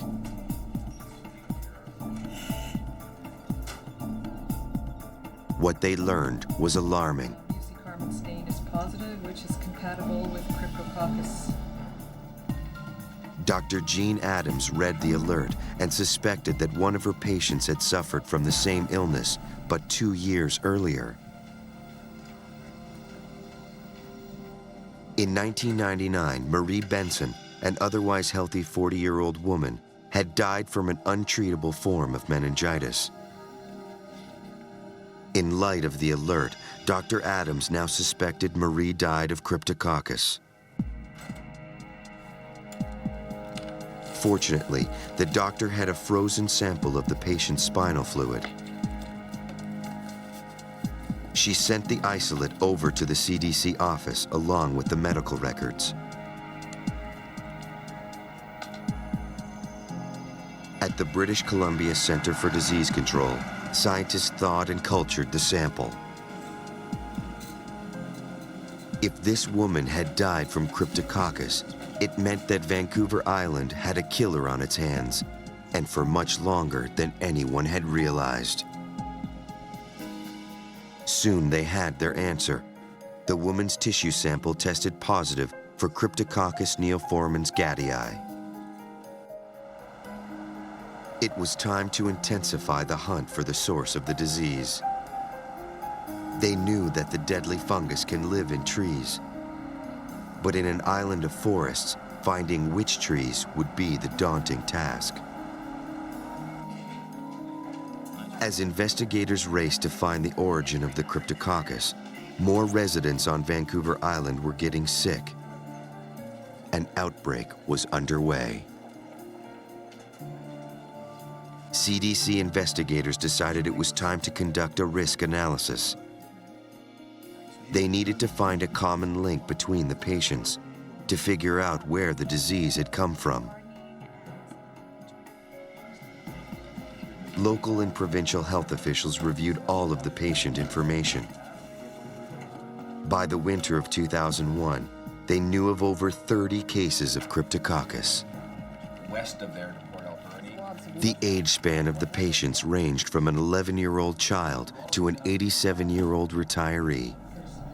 Perhaps it's associated with chipping. They had only one thing in common. They had all visited or lived on Vancouver Island. That still left several thousand square miles to investigate. On the hunt for clues, the researchers turned to the Center for Coastal Health, a veterinary agency. Because animals tend to stay close to their habitats, the investigators thought they might help locate the source of the fungus. Dr. Craig Stephen began conducting his own study of the animal outbreak by talking to pet owners as well. So just like the people, we did a case control study for the animals. So we would find animals who've had the disease and match them to animals that didn't, and then ask the owners about what they ate, their medical history, their travel history. Odor record. Medical investigators logged where the 24 infected pets had lived and traveled with their owners. What they found was that the animals and people had in fact intersected at one part of the island. It was called the Douglas Fir Zone, and it contained a large public park. For microbiologist Karen Bartlett, the idea made sense. This particular zone is very interesting because it's a different climate than anywhere else in British Columbia. There are different trees that are associated with that zone, and there are milder, warmer winters and very dry summers. So that was our first clue that the organism might be localizing because of the climate. The wooded land had a number of places where Cryptococcus could thrive. Epidemiologists thought they had found the source of the outbreak. Now, they had to prove it in a park that stretched on for miles, containing thousands of trees. The team took tree samples, entering in the coordinates with a global positioning system. The system is accurate to within 5 feet. That way, they could find the exact tree again. We went through a series of different sampling techniques. Initially, we were looking at taking what we call bulk samples, which is to basically take a baggie and scoop out any woody debris in, for example, the boles of trees or where a limb has fallen off. The team of scientists spread out to process the park. In tropical climates, the virulent Cryptococcus is most commonly associated with eucalyptus trees. But investigators decided to cast a wide net, testing all types of trees in hopes of finding traces of the fungus. One of the interesting things about the Cryptococcus neoformans gattii is that it has, as part of its life cycle, it needs to live in trees. And this was an unusual manifestation. Typically in infectious diseases, we're studying organisms that are passed from person to person. In this particular case, it's different that it's passed from trees to people. Microbiologists at the University of British Columbia took the samples from the park and prepared them by putting them in a liquid solution. Then the solution was cultured to see if the fungus was present. There are lots of other fungi that grow in and around trees, and so I was getting lots and lots of things growing on the plates, but not the thing I was looking for. As the source of the Cryptococcus remained a mystery, the number of those suffering just kept growing. On Tuesday, February 26, 2002, Deborah Chow brought her sister Esther Young to a local Vancouver Island hospital. A long sickness of flu-like symptoms had taken a terrible turn. Esther had developed extreme back and neck pain, double vision, and a tingling in her hands. Deborah had never seen her sister so sick. She couldn't lay down, she couldn't sit up, she couldn't stand up. The pain was so bad. And I was very concerned and worried. The doctor put Esther on morphine for her terrible pain. Infectious disease specialist Dr. Wayne Gesquire was called in to assist on Esther's case. He ordered a series of tests, including a CAT scan and a spinal tap. As he reviewed the CAT scan, there seemed to be nothing unusual in the results. In the hospital lab, Esther's spinal fluid appeared cloudy, an indication she was suffering from a severe infection. Then, further testing showed that Esther's spinal fluid contained Cryptococcus. Esther's physician was alarmed at how an otherwise healthy woman could be so severely sick. He put Esther on antifungal medications and reported the case to the British Columbia Centre for Disease Control. It marked the 40th known Cryptococcus case since the outbreak had begun. As one more victim struggled for life, the source of her disease remained as elusive as ever, and the danger would only keep growing. In early 2002, medical investigators around Vancouver Island, Canada, pursued a new killer that had sprung up in their area. A fungus called Cryptococcus neoformans gattii. Dozens of residents had contracted painful, life-threatening infections. With an entire island at risk, health officials were racing to locate the exact source of the fungus before more fell ill. Scientists at the British Columbia Centre for Disease Control believed it was centered in one specific park where many of the victims had gone. Very early on in the process, we realized that the cases were clustering on the east coast of Vancouver Island. There's a lot of trees on the east coast of Vancouver Island. And to be most efficient in looking for the organism, then we went to places where either cases of human or animal had been reported. After several weeks of searching, scientists had a breakthrough when they located a Douglas fir tree that tested positive for the fungus. We finally found a positive sample, at which point the whole picture changed and we realized that we were on the right track. Microbiologists returned to the area where they had found Cryptococcus. Dr. Bartlett wanted to figure out how it was passed to people. The primary hypothesis that patients could have inhaled the fungus. She decided to test the air. The team used handheld samplers containing small strips that trap particles as they filter the air. Dr. Bartlett also set up air slit samplers on the ground and high in the trees throughout the park. These devices hold several petri dishes within a metal container. A battery-powered pump pulls air in through the device. The unique design mimics the human respiratory system. The next day, the scientists retrieved their samples from the park. They incubated the petri dishes in hopes that Cryptococcus would grow.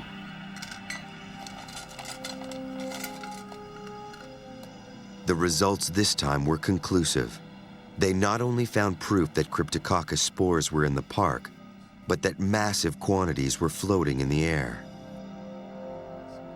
We found not only the organism was in air all around the trees, but it was in high concentration around the trees. And this was the first time that this has ever been reported in the world. The fungus was everywhere. They found 1,000 units per cubic meter, 40 times higher than ever recorded in the world. Cryptococcus was far too widespread to eradicate. Even if there was a pesticide type of thing that you could use in the environment that would kill Cryptococcus, the problem is it's probably going to kill all kinds of other essential organisms that are important for the ecosystem, so that really isn't an option. Even though investigators didn't know how the fungus got there, they needed to inform the public. It was in a public park that some 700,000 people visit every year. And we had to find a way of getting the information out to people that there was a potential that they could get the disease by being in this really beautiful park that everybody wants to be in.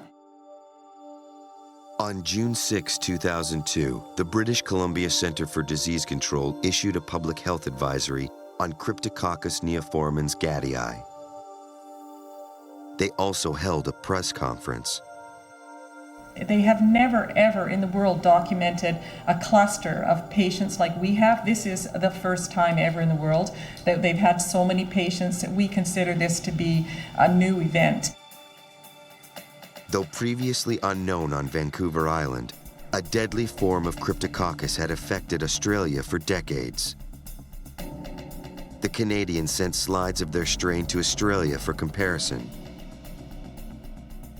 Scientists there performed genetic fingerprinting on the samples.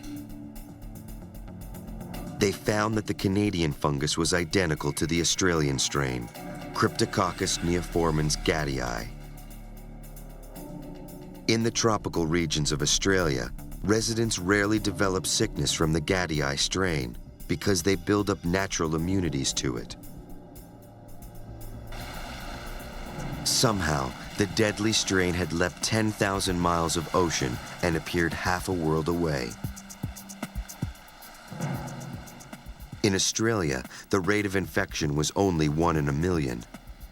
But Vancouver Island had already seen a rate nearly 10 times that. We think that what happens is that the majority of people are exposed to this in the environment and their body develops immunity to it without them even becoming ill. No one knew how long it would take for the Vancouver Island residents to develop a natural immunity. Until then, people of all walks of life remained vulnerable. Cryptococcus had already killed 1 and infected 52 others in the Vancouver Island area. It was only a matter of time before the fungus claimed its next victims. A deadly fungus was striking residents and visitors on Vancouver Island, Canada. Once a strictly tropical infection, a virulent strain of Cryptococcus had migrated to British Columbia, where the population had little immunity. In late summer 2002, nearly 3 years after the outbreak began, Esther Young struggled for her life against the fungus. She was losing a significant amount of weight due to the nausea and unable to keep down food. Her headaches had reoccurred, and her overall fatigue got to the point where she found it very difficult to cope. Despite treatment, she continued to develop a whole series of complications from the infection. She lost 35 pounds and became blind in one eye. Deborah Chow watched helplessly as her sister deteriorated.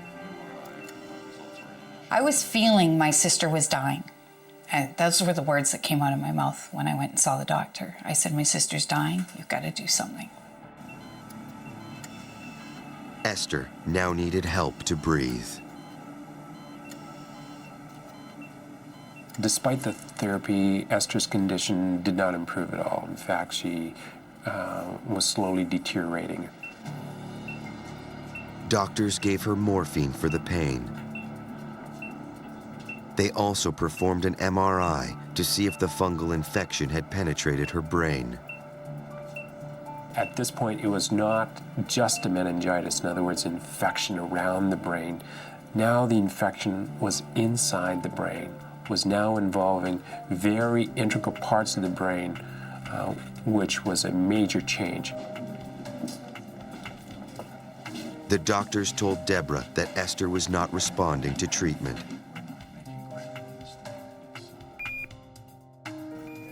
On August 8, 2002, Esther Young quietly passed away from pneumonia brought on by the Cryptococcus infection.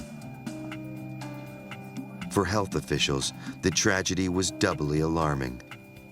They didn't know why Esther hadn't recovered with treatment and why she was the only one not to respond to medication.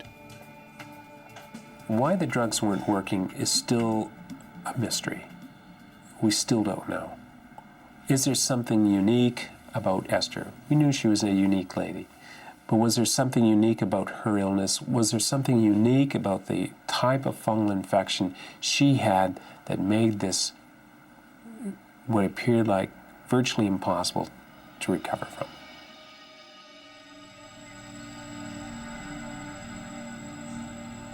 Today, the big question remains unanswered: how to stop it? Our first year in '99, we had 6 cases that we know of. The next year, in 2000, we had 11 cases. In 2001, we had 17 cases. And about midway through 2002, we already had 19 cases. So our worst fears are that, the outbreak is going to get bigger. Perhaps even tourists might be affected on brief visits to the island. Warning signs are still posted in area parks, informing the public of the dangers posed by the fungus.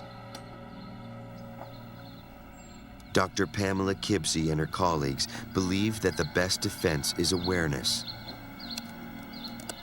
We feel it's our responsibility to let visitors to the island and people who live here know that this fungus has the possibility of being a very severe disease.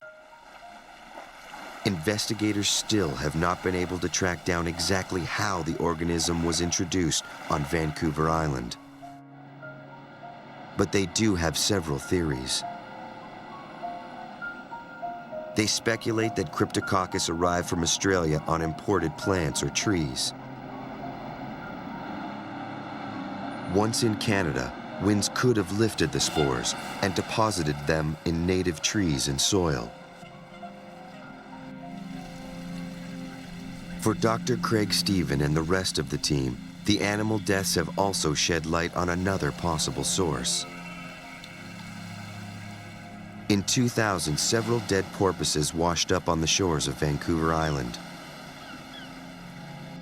When Dr. Stephen examined the animals' lungs, he found them filled with Cryptococcus. Investigators wondered if the fungus could have been carried around the world on water currents and inhaled by porpoises. Whatever the source, health professionals can only prevent more deaths by educating the public to watch for symptoms. Early and long treatment with antifungal medication is the best weapon, the only weapon against the organism. Arthur Labe survived his bout with Cryptococcus. He continues to live with his wife Carol and his daughter Angela on Vancouver Island. Life is just getting back to normal. Arthur doesn't work as many hours or as long as what he used to. Brian White has regained most of his formerly active life as well. He lives with his wife Kara and daughter in North Vancouver. Having beaten the fungus, doctors believe Brian may now be immune to it. I think it's made me feel a bit more vulnerable. I think I'm got a bit more of a spring in my step, a bit more clear about my priorities, about getting things done, about paying attention to the little things in life. To this day, over 50 cases and 2 deaths from Cryptococcus have been reported on Vancouver Island. The outbreak is ongoing, and the fungus is still reported in high concentrations in the Douglas fir zone. Scientists continue to track it, hoping to find a way to stop the lethal disease. In time, the people of Vancouver Island may well develop an immunity. Until they do, the deadly spores are still a threat, an ancient killer floating in the air.